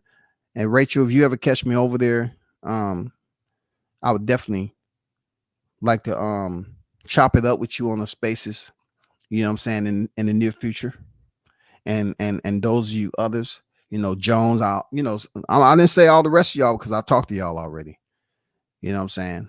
But I think I only had Rachel on like once. But all the real ones that's on here, the regulars, of course, you know what it is, man. Definitely want to transition this over to X and have some spaces conversation. You know what I'm saying? Things are switching up. I mean, it's not like X is new. I mean, it's people on Spaces every week, every day. You know what I'm saying? B-Mac, the Mac Mob International, we're global. Yes, sir. Yes, sir. Keep B-Mac in your prayers, man. Somebody please explain why they were hell-bent on fighting Norman Jr. in Philly. The nerve of those guys. Hey, man. Hey, Norman Jr., they was all about doing that. I mean, you heard his pop say, I love going into enemy territory, so I go there. It's nothing to us. We'll go to Philly. But then they didn't want to pay the man to be in Philly. Somehow, they're showing like they didn't have confidence in Norman Jr. going over to Philly and fight him. That's what I got out of it. They didn't have confidence for him. I mean, you know, you could say whatever, but for him to say he was going to step on Norman, people's going to say, okay, you got to prove that shit. You have to prove that you're going to step on this guy. That's all we want to see. We done heard you say it over and over again, but we need to see you do it. If to me, he didn't step on Avanesian. He did crack some nuts in there, though. You know what I'm saying? I mean, every time I turned around, Avanesian was squinching and screaming out for freaking help. You know, Ennis was up there goddamn testing out how durable Avanesian's cup was. All you heard in the background was chestnuts roasting on an open fire, and it's with another low blow tonight. I'm seriously, I'm just saying. Keith needs to just work on one fight and actually making it past the first presser. He said Keith should work on one fight and make it towards the first presser. Damn, so you trying to tell me for a fight, Keith need to work on making it past the presser and to the weigh-ins? So you say, fuck the open workout, right? Fuck all that shit. Make it past the first, presser, right? And then we'll schedule the open workouts. Because goddamn it, Keith is the 10 man of boxing. I swear to God, like I said earlier, Keith Thurman is the 10 man of boxing. He'll make some noise and all that, but dude is always falling apart. Keith Thurman is always falling apart, bro. Damn, you ain't never lied, man. Hey, we just gonna schedule first presser. We ain't scheduling nothing else because we don't know what's going on with Keith Thurman right now. Nothing. All right, we don't know nothing.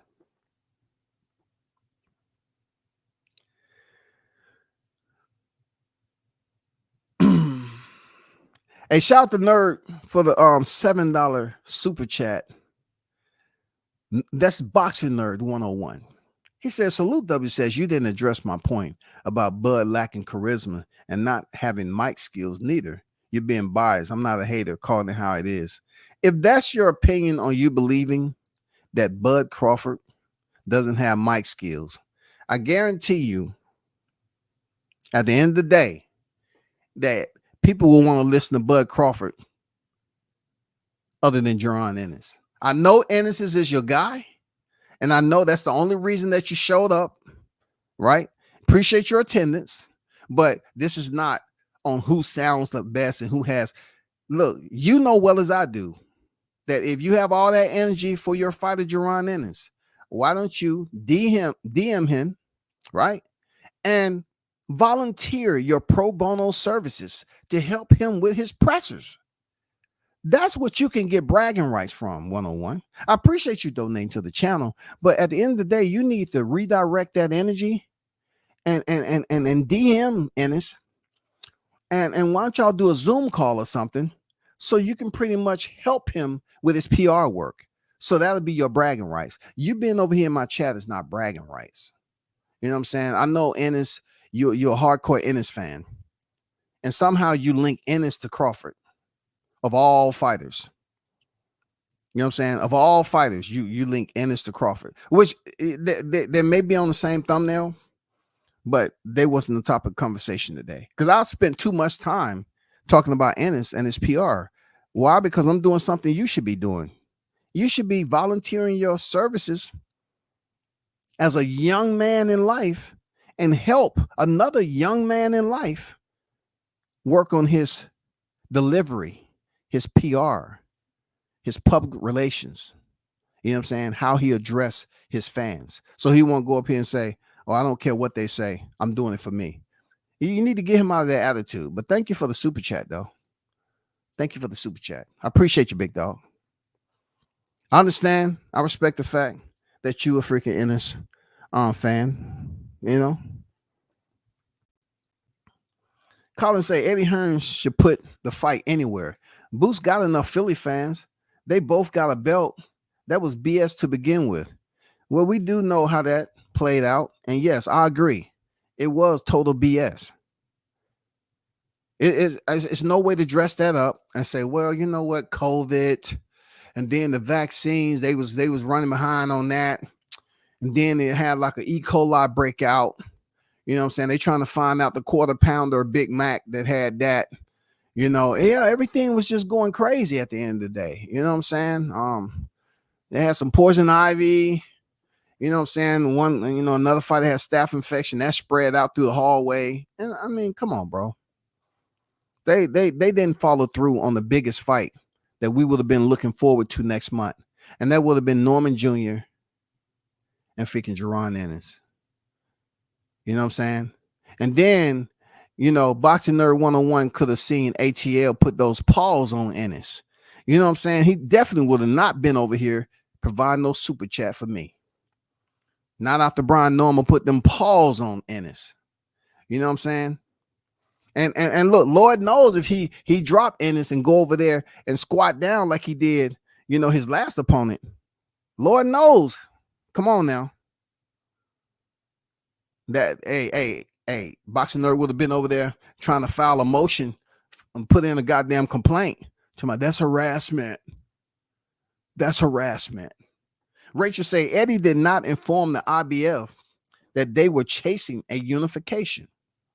If he had, purse bid would not have been set. Trust it happened to a fighter. I advise Mando to an IBF champion signed to Matchroom. Damn. So pretty much, Eddie withheld information that could have prevented all this purse bid. Eddie did not inform the IBF that they were chasing the unification. If he had, being that Brian Norman is the WBO champion, if he had a purse bid, would not have been set. Trust it happened to be a fighter I advise, a mandatory to an IBF champion signed to Matchroom. Interesting. Because I always heard that a unification trumps. You know what I'm saying? Unification trumps, right? But I always thought that the way the IBF was doing business, that let me go back to what would be a perfect example. Teofimo Lopez is not a perfect example, Rachel. But all I'm saying is they was making it seem like Tio had to fight George Kambosos. Or else, if he fought Devin Haney, who had the WBC title, he would have been stripped of the IBF. I always heard like unification trumps. Unification trumps. But Eddie Hearns withheld information that could have prevented him from even going to purse bid, and they could have just focused on the Norman Jr. fight. Crazy. I wonder if someone's going to propose that question, because Eddie Hearn's definitely going to be in the building on the week of. And to be honest with you, I doubt it. I doubt they're going to propose that question. That's a good point. You know what I'm saying? That's a good point. If you say you had a fighter that was a Mando, but yet they were searching for a unification in the division, and those two fighters did not, that particular fighter, the IBF champion, did not fight as mandatory because he was going for unification. That's interesting.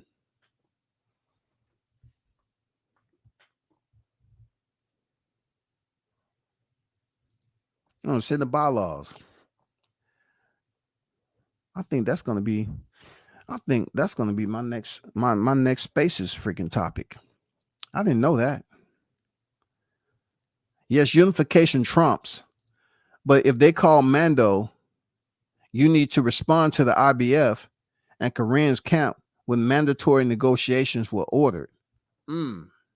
So let me ask you this. So when the IBF demands a mandatory,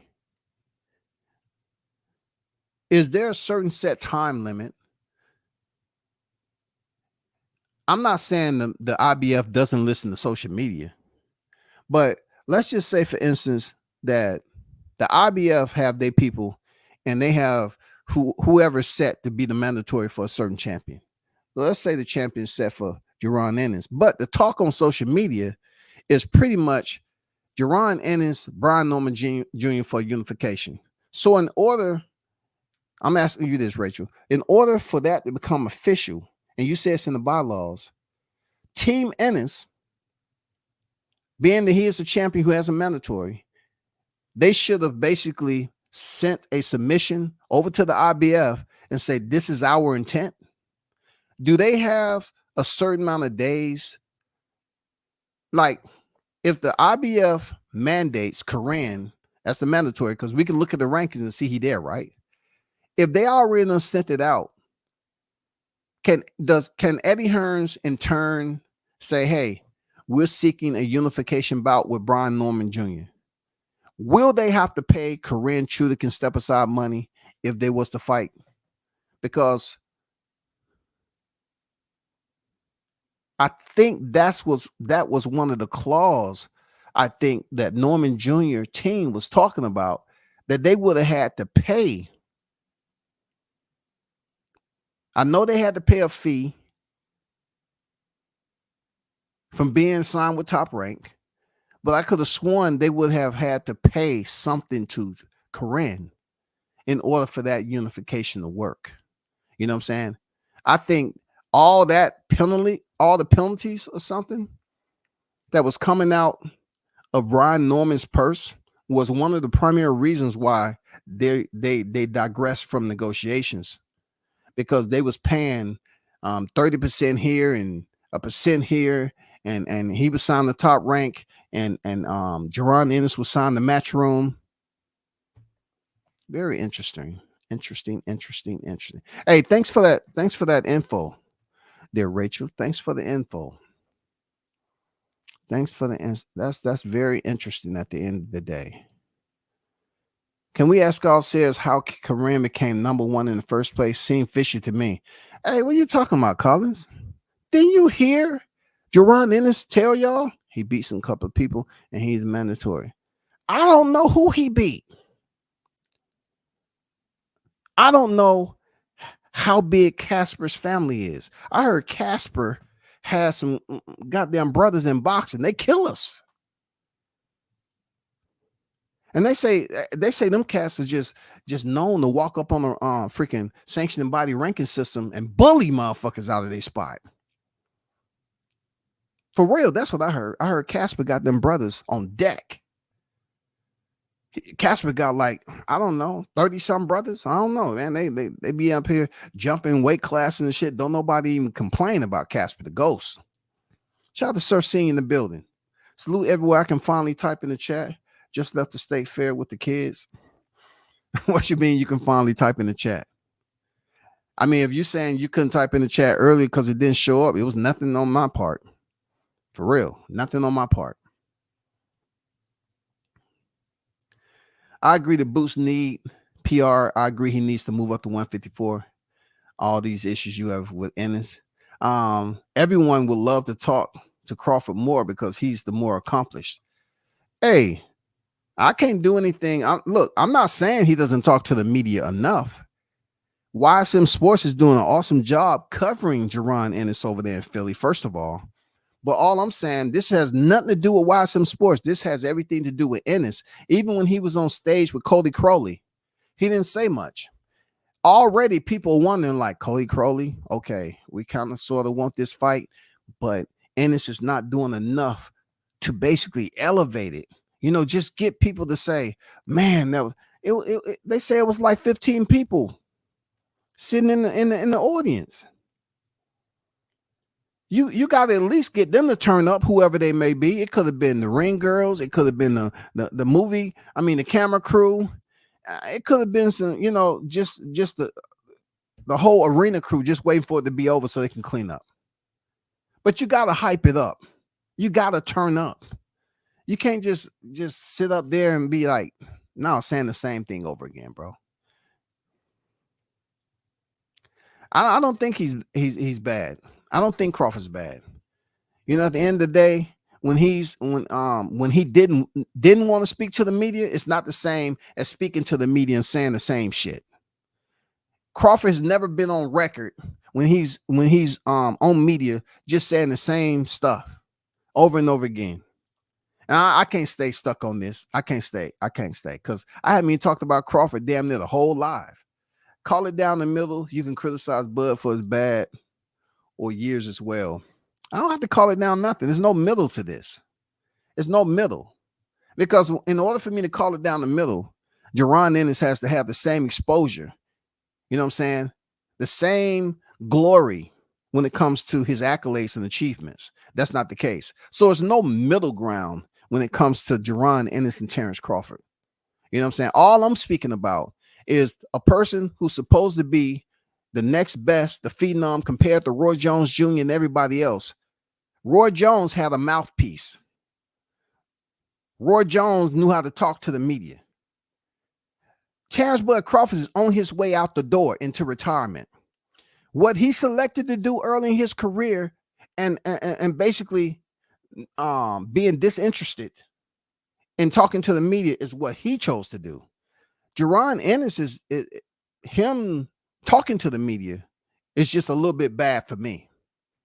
It's not that I'm saying he don't want to talk to the media, but if you put him and Keith Thurman in the same room and Keith haven't had a fight, they're going to want to talk to Keith because they don't want to sit up here and try to get and pull answers and pull info out of Ennis. They don't want to hear him say the same thing because if you're good at what you do, you listen to interviews and you can pretty much know if you're going up to a fighter, that's where the questions are generated from. Well, I heard him say this, and this, so I'm going to ask him this, and this. That's how you do that shit when you're on deck.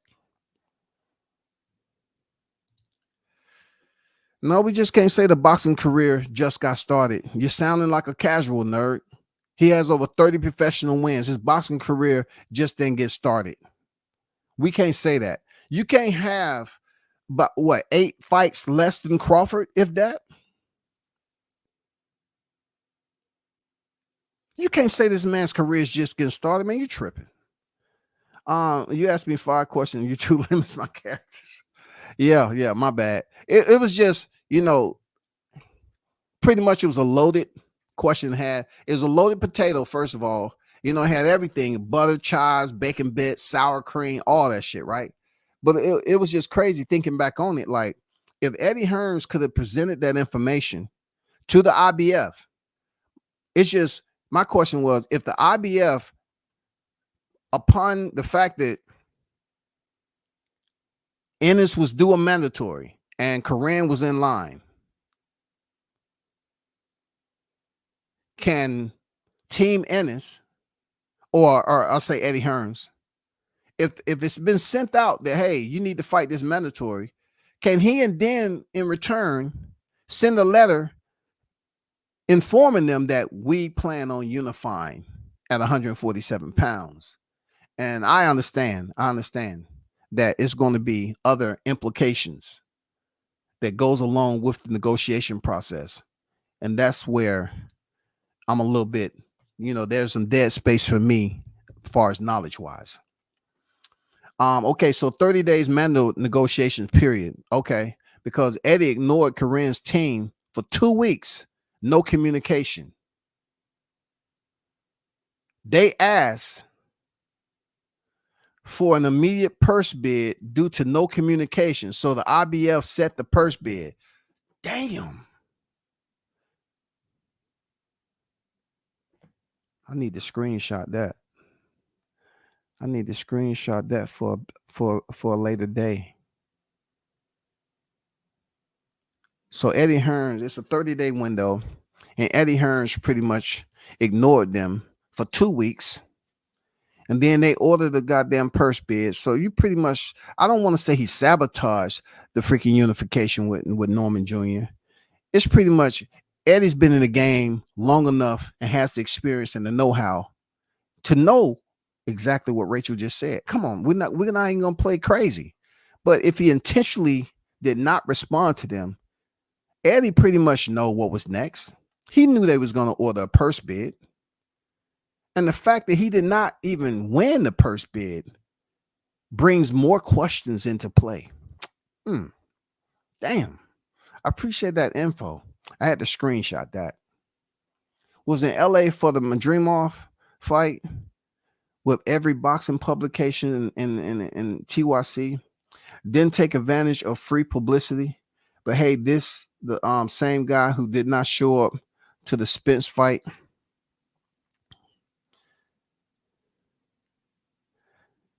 Now, I understand a lot of people say that Jaron Ennis didn't say too much to Crawford while he was on the West Coast. I don't put too much into that because Ennis probably looked at it like, I'm not planning on fighting. My pops already said our intentions is to unify the 147-pound division. So why look, Jaron Ennis' maturity level when it comes to Teofimo Lopez is different because he probably said, I'm not going to get anything out of talking reckless like Teofimo Lopez to Crawford because I'm not about to fight the guy. I'm not about to fight him. But Teo, on the other hand, he would do all that backstage shit and try to get into a post-fight presser and try to say all that controversial stuff, you know? Once the IBF has sent notice of their date of the purse bid, no request for an exception can be made. Oh, let me screenshot that. Damn, appreciate the info. Once they send out their notice, no request for an exception. It's done. No exception can be made. So it seems like Eddie really wasn't trying to make that fight for a unification bout. Interesting.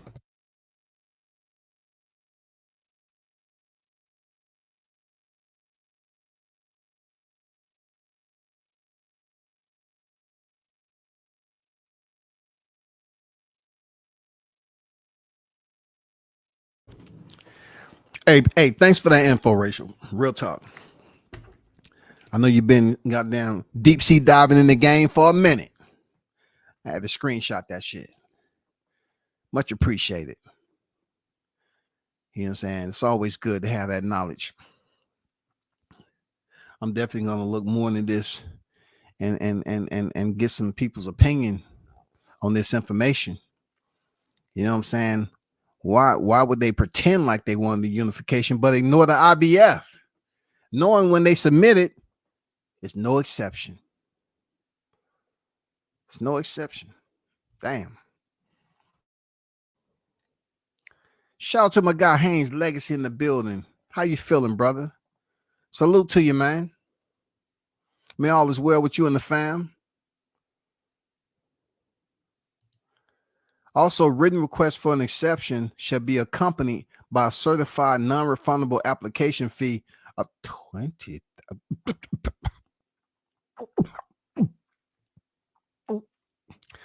Let me see the comments. There's a lot of zeros.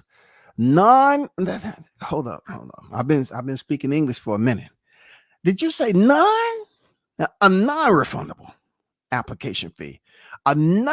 What? So Eddie was straight up tripping, man. He didn't want to spend no money on this guy that he didn't have to. Damn. Also, a written request for an exception shall be accompanied by a certified non-refundable application fee. Crazy. I got to screenshot that. It takes me back to being in goddamn college, man. Goddamn, I need to screenshot that right there. Thank you to Rachel Donaire for her Christmas delights. I did not know this. You're trying to tell me a non-refundable 20 grand, it ain't being sent? Now, I'm not saying that Eddie Hearns has never had to do this before, but saying that they didn't want to team Norman Jr. with the simple 450, but yet they would give 250 for Korean, the same amount of money that they fell out of the purse bid for, so they wouldn't have to go to Germany and fight for losing the purse bid. It's a lot of confusion, man, because I heard they offered Mario Barrios a higher amount than Norman, even though Barrios does have more accomplishments. You know what I'm saying? In my opinion, he does have the better resume at 147 pounds. So I can understand where they might have won Barrios. I don't know, but that is incredible.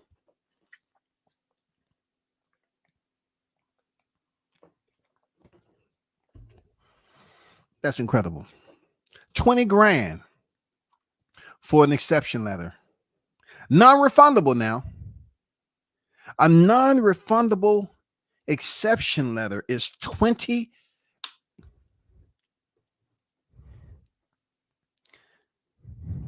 I just need to be the middleman.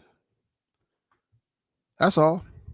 If people got to send me a non-refundable 20 grand, I need to be a middleman with the sanctioning body so I can get paid. That's crazy. Appreciate that info, man.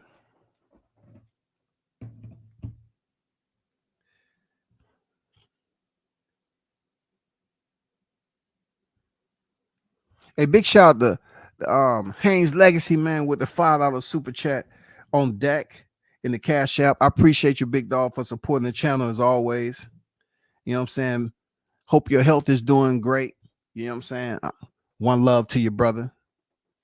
Appreciate you. And also Christopher White, once again, thank you for that $7 in the Cash App. You know what I'm saying? Salute to y'all. One love to you. And everybody that's in the chat has been tuned in your attendance. Thanks for supporting the channel. So Eddie would have had, appreciate that, Haynes. So Eddie would have had to ask exception with 20K non-refundable before the purse bid was set. Got it.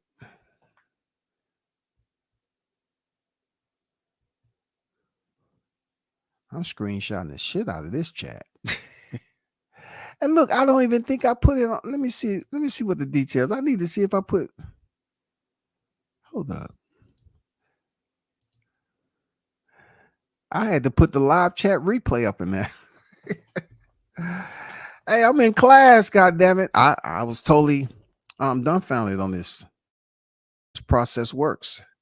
You know what I'm saying? I'm getting free consultation from one of the hitters in boxing, Rachel Donaire. You know what I'm saying? So Eddie would have had to ask for the exception with 20K non-refundable before the purse bid was set. That means before all this freaking purse bid for the mandatory, any of that, they would have had to spend 20K just for the application alone. Is crazy, yo. Non-refundable. So let me ask you this, Rachel. When they send this 20K exception, non-refundable, when we see non-refundable, what is the percentage? What is the percentage from your experience? Is it being approved? You know what I'm saying? Let's just say a unification is a unification at the end of the day. It does make a difference with the names that's involved in unification. But you're saying the 20K is the standard fee. So when I submit this non-refundable 20K, what is the percentage of it being disapproved? If I submit this, is the percentage of 95% that it'll get approved, or there's a larger percentage of disapproval? I'm just saying, because 20K is a lot of money for these applications to be disapproved. If that's the protocol, I'll be feeling some type of way. You know what I'm saying? And In finality, did you know that if Boots did not want to fight Corinne, failure to comply within 15 days of bid winning will result in the title being vacated and fighter removed from the ratings for 6 months? Now, I could have assumed, of course, if Boots didn't, if Eddie Hearns didn't reply, I can pretty much understand that. Obviously, he's going to be stripped. But what I didn't know was 15 days of bid winning.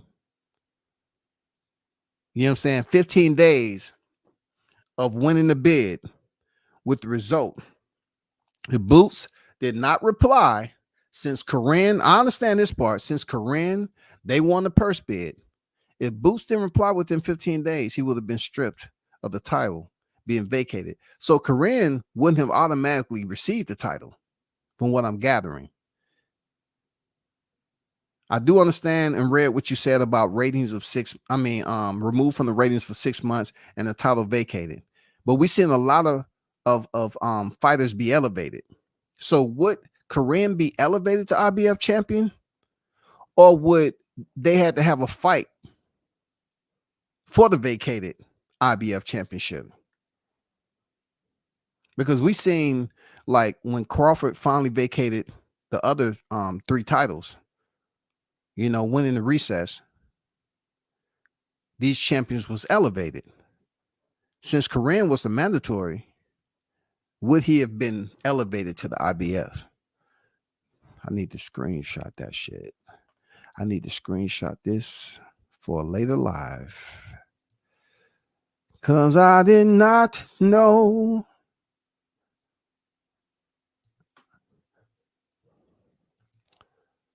Shout out to Rachel Donaire for her astute pro bono consultation.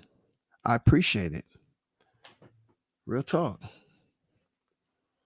There's always something to learn in boxing. Now, if anybody ever want to go with me to the bat, I'm educated on that. Now I totally understand how the unification and what fighter, has to reply within this time. And something that's always going to resonate with me is the non-refundable 20K. It's non-refundable. Ugh, I don't like that word. Ugh. I got non-refundable phobia, y'all. I don't like that word. You know what I'm saying? 20K non-refundable? I'm saying to myself, are you trying to tell me is it have a 100% approval rate? If I'm sending 20K for an approval, it better come back approved and not disapproved, because it's 20 freaking K non-refundable. So 20K just to put in for an exception. God damn, yo.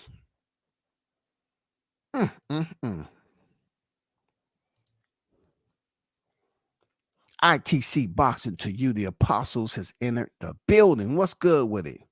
One love to my God WCS, the Archbishop, and the greatest chat in the land. Hey, let's not forget B. Norman Sr.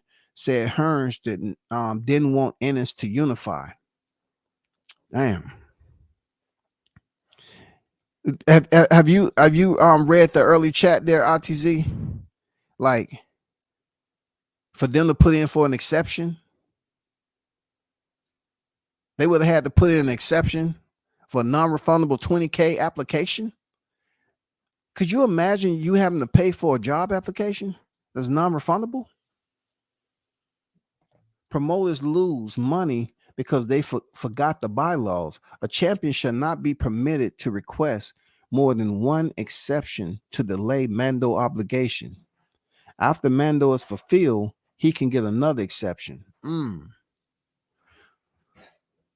So that means as long as Jaron Ennis is reigning champion, he gets one exception.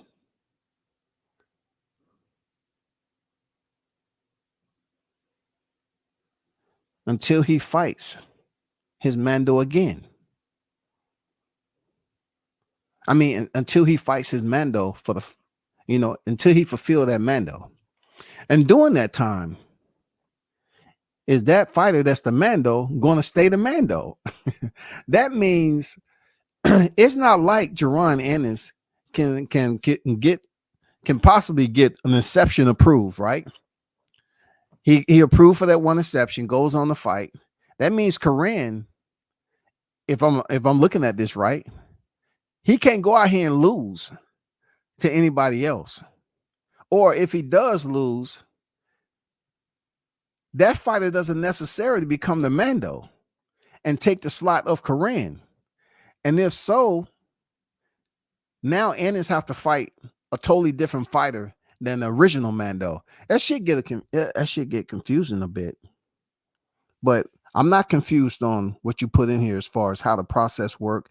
The 15 days. I didn't know the 15 days after winning the purse bid.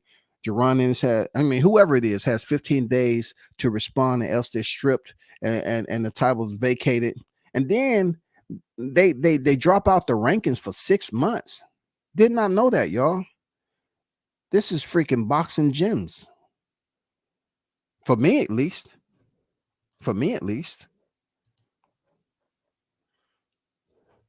I need to screenshot that. I'm freaking putting this.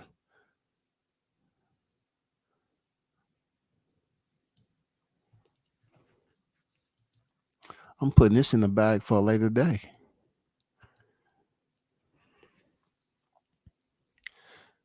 I appreciate that info, Cam.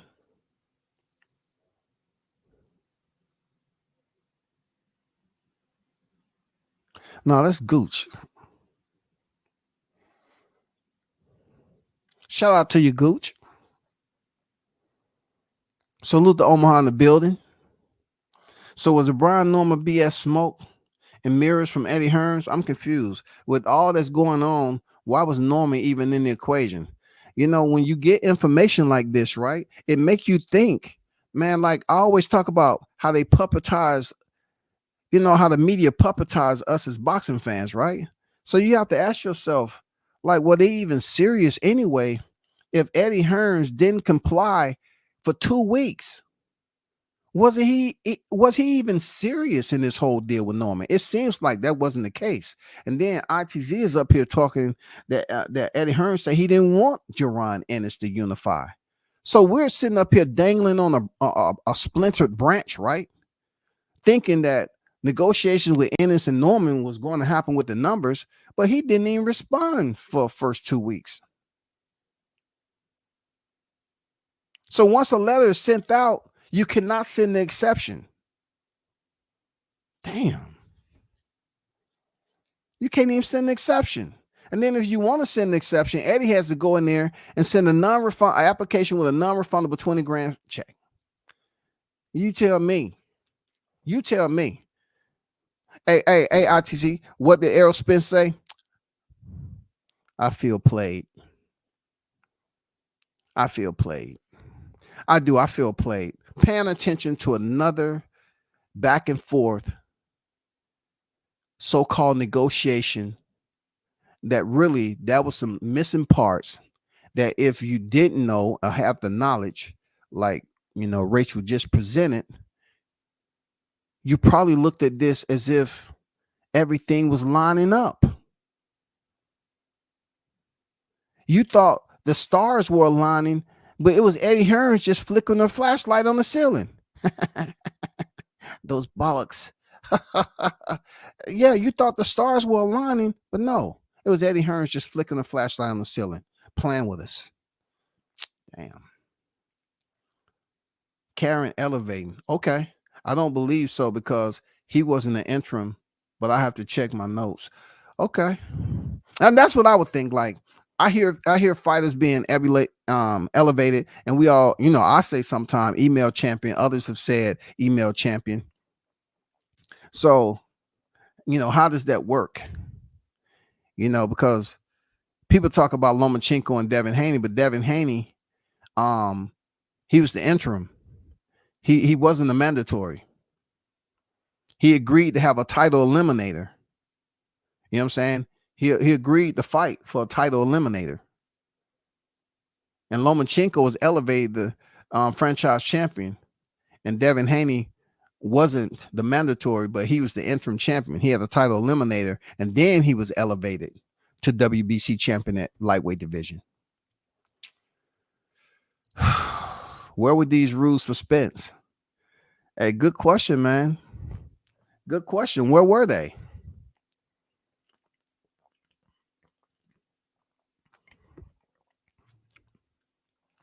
Hey, now when I hear all this mandatory talk, now I have a bit more clarity as to how much energy to invest in what I'm seeing out here online. You know what I'm saying? Like, these people just really dancing around and playing all these games sometime. Like, to put that much energy into a negotiation as if the unification was going to happen. But yeah, Eddie didn't submit or didn't even he wasn't even complying. He was non-responsive for a couple of weeks. So therefore, when they submit the letter, you can't even submit anything for an exception. It's done. So the whole time this shit could have been in motion before the goddamn so-called online negotiation dropped out. You know what that's called, right? It's called a motherfucking migraine headache. That's what that's called. That's called a migraine right there. Shout out to Mark.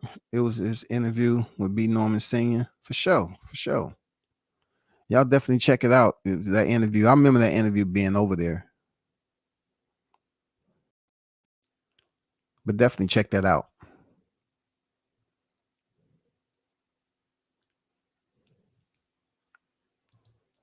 No doubt, Rachel. Hey, salute to you. Thanks for coming through and dropping them gems. You know what I'm saying? We already know you deep in the process of boxing for a long time. Definitely thank you for that consultation. Real talk. Definitely appreciate that. Hey, give a big shout out to Rachel Donaire in the building, pulling up and dropping the gems just all over the floor, you know, everything. Damn. I feel like I should goddamn graduate from something this week. You know what I'm saying? I might have to go get me a nice little suit. I feel like I should be, receiving a diploma or something, a certificate or something.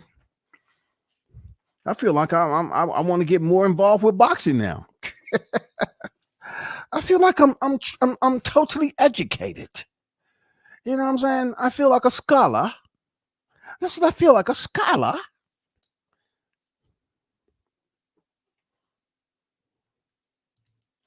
Yeah, but that's crazy. I wanted to get on Crawford right quick because I've pretty much exhausted too much time, and it's already going on 2 hours, and really, it's not even respectful enough to even put Crawford at the back of a live stream because, you know, I started talking about Ennis too much, and I was really just giving him, you know, positive decorum, you know, nothing, you know, malicious or nefarious about what I was saying, nothing. I just want the brother to do better with his delivery when it comes to his fans. As for Crawford, this is something we have to understand about Bakram Murtazalayev. I know everybody is hyped up. Man, they want to jump up and down because now you have another name and another individual that look like a killer that's at a division that Crawford is attending to. You know, it used to be Spence. That's over with. Now he moves up. You had Madrimov up there. People was up here boosting and jerking off Madrimov, right? He gets beat. Now Bakram, he's next up in line, right? Bakram's next up in line. He goes in there and have the perfect style for him to shine, and he ended up stepping on him. He ended up stepping on Tszyu. Ennis. Bakram stepped on Tim Tszyu. Tim Tszyu selected to fight the style he did, close quarters, present pressure, and he paid the ultimate price for it. So much to the fact he didn't even really know what he got hit with. Now, Tim Tszyu coming off a loss from Sebastian Fundora. Check this out. The guy who beat and knocked out Fundora, But yet Fundora gets an opportunity to fight for another championship. No, not just that, but a unification championship of coming off a knockout loss and fight the guy who beat him. And he wins a split decision. And then they automatically thrust freaking Tim Tszyu back into the limelight to face the IBF champion to potentially set up a fight with either Crawford or Sebastian Fundora in a unification. It didn't go as planned. Now you got the fight fans up here saying what? Oh, Crawford is he don't want to fight Bakram. Bakram is such a dangerous puncher. He's this. You were saying the same thing about Beterbiev.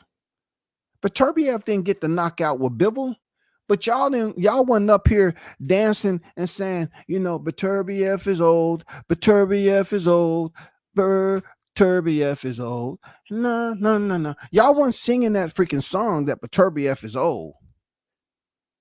His legs was gone, all because he kept walking and getting punched in the face when he was fighting Bivol. It's boxing at the end of the day. You act like Beterbiev didn't get hit during the fight. Crawford got hit during the fight just like Madrimov did. But Bakram goes in there and handles Tim Tszyu like he's supposed to, who's coming off a loss. He's coming off a loss. And now Bakram is the guy that you all are stroking his sack. You all are up here massaging Bakram, and he didn't even ask y'all to. The man is just out for a walk, and y'all up there running up, Bakram, can I give you a free massage, Bakram? I have my baby oiled. I have my jerkins. Can I? And while I'm here, Sir Bakram, is there any way you can fight that guy Crawford? We just want him to face his first loss. Please. They up here showing love, just like unrequested love to Bakram. And they always do the same thing, right? Crawford has been here for the longest of time competing, and he's been able to achieve what he achieved, 4 divisions, right? But yet Bakram haven't really did shit except have one of the big fights with Tim Tszyu. And people are giving him love, undeniable attention, and he didn't even ask for it.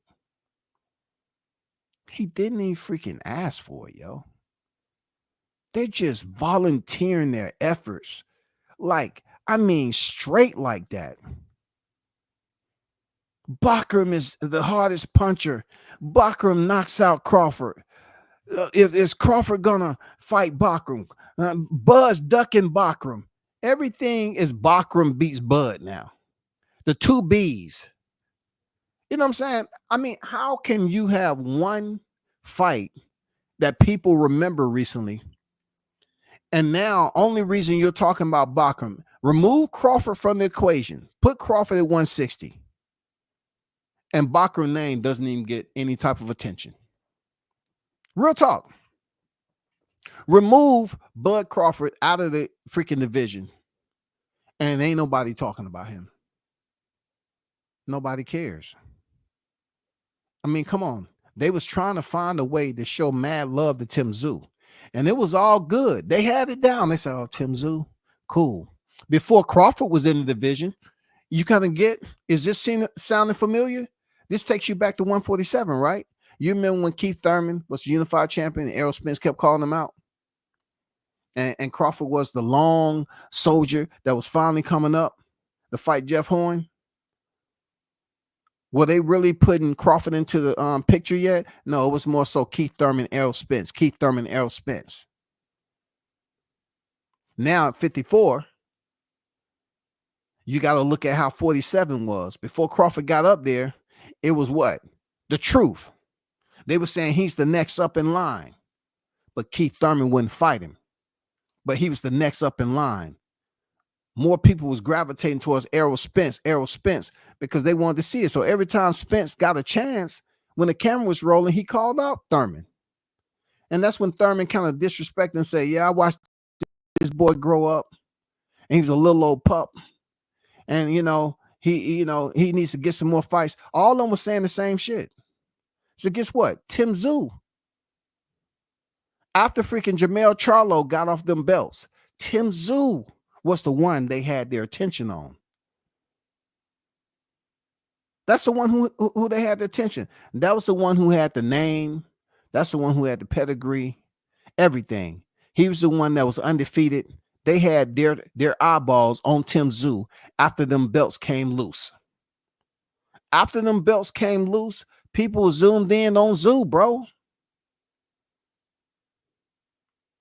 Look at his resume. Look at how he beat up Tony Harrison.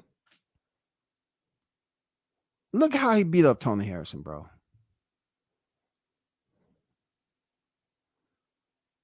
He had a fan-friendly style, aggressive, walk him down, in their face. Come on, man. Look how he had to fight with Brian Mendoza. I mean, that was a hell of a fight, bro. But now he goes in here and get mollywopped by a guy called Murtazalayev. And everybody is up here rubbing him down with Vapor Rub. Vicks Vapor Rub. Talking in his ear all softly. Please stay healthy. Stay healthy. We want to see you fight that guy Crawford.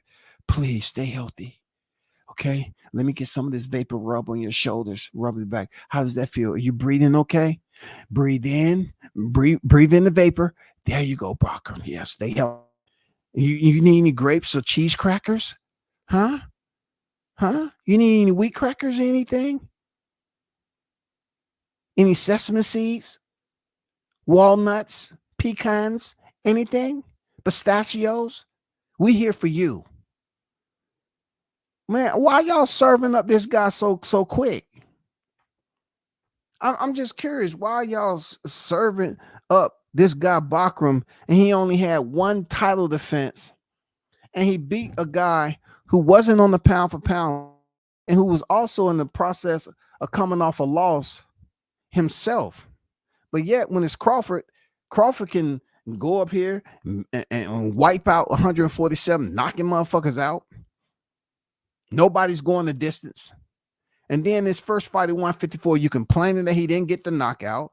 But when Beterbiev don't get the knockout, oh my God, he fought a perfect fight. Oh my God. Bakram goes in here and get a Tim Tszyu who wants to crash out and burn. Oh man, Crawford's in for a hell of a freaking fight against Bakram. And then Boxing News 24 say, is Crawford scared of Bakram? Okay, let me just put something out there. Any other time, Crawford calls out Canelo, it's a problem. But it seems like these well-wishers, these hating critics, every time there's something going on in Crawford's division, they want to turn around and say, did Crawford cover? You should fight that fighter right there. That you don't fight no Canelo. You should fight that fighter right there. Don't look at none of that. Fight that fighter right there. You still got your legacy ain't there. You ain't no Hall of Fame. You fight that fighter right there. I bet it sound like you from Thailand. Fight that fighter. You know, fight Canelo. Fight that fighter. They busy directing Crawford to fight somebody else than who y'all consider the great. And that's where, you know, the disrespect comes into play, because they'll sit up here and they'll give you every reason why Crawford shouldn't fight Canelo Alvarez, but yet they get a no-name fighter who gets one win, who gets one single win. Crawford wiped out the whole 147-pound division and beat a pound-for-pound fighter, but Bakram gets one freaking win. One win. And now they want to throw him in the ring with Crawford. So let me tell you something. Let me ask you something. He goes in there and beat Bakram and become unified champion. What is it going to be next? Well, yeah, he had more experience than Madrimov, but clearly, you know, he didn't have the experience with Crawford. And then, you know, Tim Tszyu did learn some punches in there. Tim Tszyu, you know, he might not recover fully from the Tim Tszyu fight. I can't make this shit. This shit is goddamn fallacies over fallacies over fallacies, man. Real talk. They love presenting you with frivolous information and they want you to take it like it's substance, man. The transient fats is high. Bachram gets one freaking notable win, and they want to push him off on Crawford. Crawford ducking everybody. Bud ducking everybody. Bud can't do this. Bud can't do that. One freaking win, y'all. One title defense to a person who's been undisputed in 2 separate divisions. And all of a sudden, they saying Bud scared of Bachram. Let me explain something to you. Bud will box Bachram's ears off his motherfucking cranium. Even at 37 years old, he will box Bachram's ears off. All that shit you were seeing in the first round where he was throwing all them haymakers and missing, and only because Tim Tszyu selected the close distance just a little bit closer and not have that right hand up, hey, maybe he didn't get his left hook vaccination. Maybe he wasn't vaccinated. You know, there's been a plague of that going around in boxing. Fighters not getting a left hook vaccination. And that's why they getting goddamn ping, ping, ping, ping. They getting ping with the goddamn left hook. Somebody tell them to get their vaccination next time. For real. Somebody get some motherfucking concertina wire and goddamn hold these fighters' right hand up and wrap that concertina wire around their head. And they looking like Jesus being crucified to keep that right hand up there. If that's the depth you have to go, do it. Because I don't want Bachram going in there, throwing that left hand excessively against Crawford. And Crawford being the counter puncher he selects to be when it's needed. Goes in there and stop Bachram.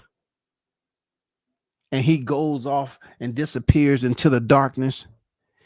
And y'all up here all mad and shit. Up here raging on the YTC. He ain't gonna be Fundora though. Fuck him, man. He ain't gonna be Fundora.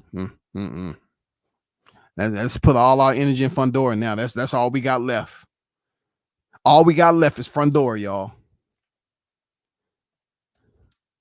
Y'all have the right to support who you want to. I say that all the time. It's too many people that worry about fighters I rock heavy with. And they always want to say these derogatory shit that goes along. It really don't matter to me. But my only thing is, can y'all stop deriding Bachram off one freaking victory? Please. Stop turning this into a goddamn professional rodeo. A lot of you cats coming here strapped in and just want to ride out. For real. Y'all up here just want to ride Bachram all the way out and say, yep, we on team Bachram now. We want to push for him to fight Crawford. And what is going to be next? Crawford goes in there and unify with Bachram and beat his ass. What's next? You going for Fundora? He goes in there and stop Fundora. What y'all going to say? Well, to be honest with you, Erickson Lubin, that was a tough fight for Fundora. But god dang, Fundora got it done. And then Fundora went in there, Brian and dozing. God damn. I ain't never seen a cow sleep like that before. I've seen a lot of cow tipping in my day. But god dang, I never thought I'd be a lumberjack. That goddamn Tower Inferno fell. He fell vicious too. He ain't never recovered from that. So, Crawford going in there beating Fundora the way he did. I give him partial credit. Partial credit. Man. Shit. Shit. Damn. But y'all, it's been two plus hours. I got to bounce, man. You know what I'm saying? Once again, shout out to those who supported the channel monetarily. Christopher White, You know, Haynes Legacy. Was somebody else? I forgot. Boxing Nerd, who dropped in a super chat. So thanks for your donation. You know what I'm saying? Everybody else that pulled up in support. A big salute and shout out to Rachel Donaire donating her knowledge. Definitely some screenshots that I can put in the freaking archives, man.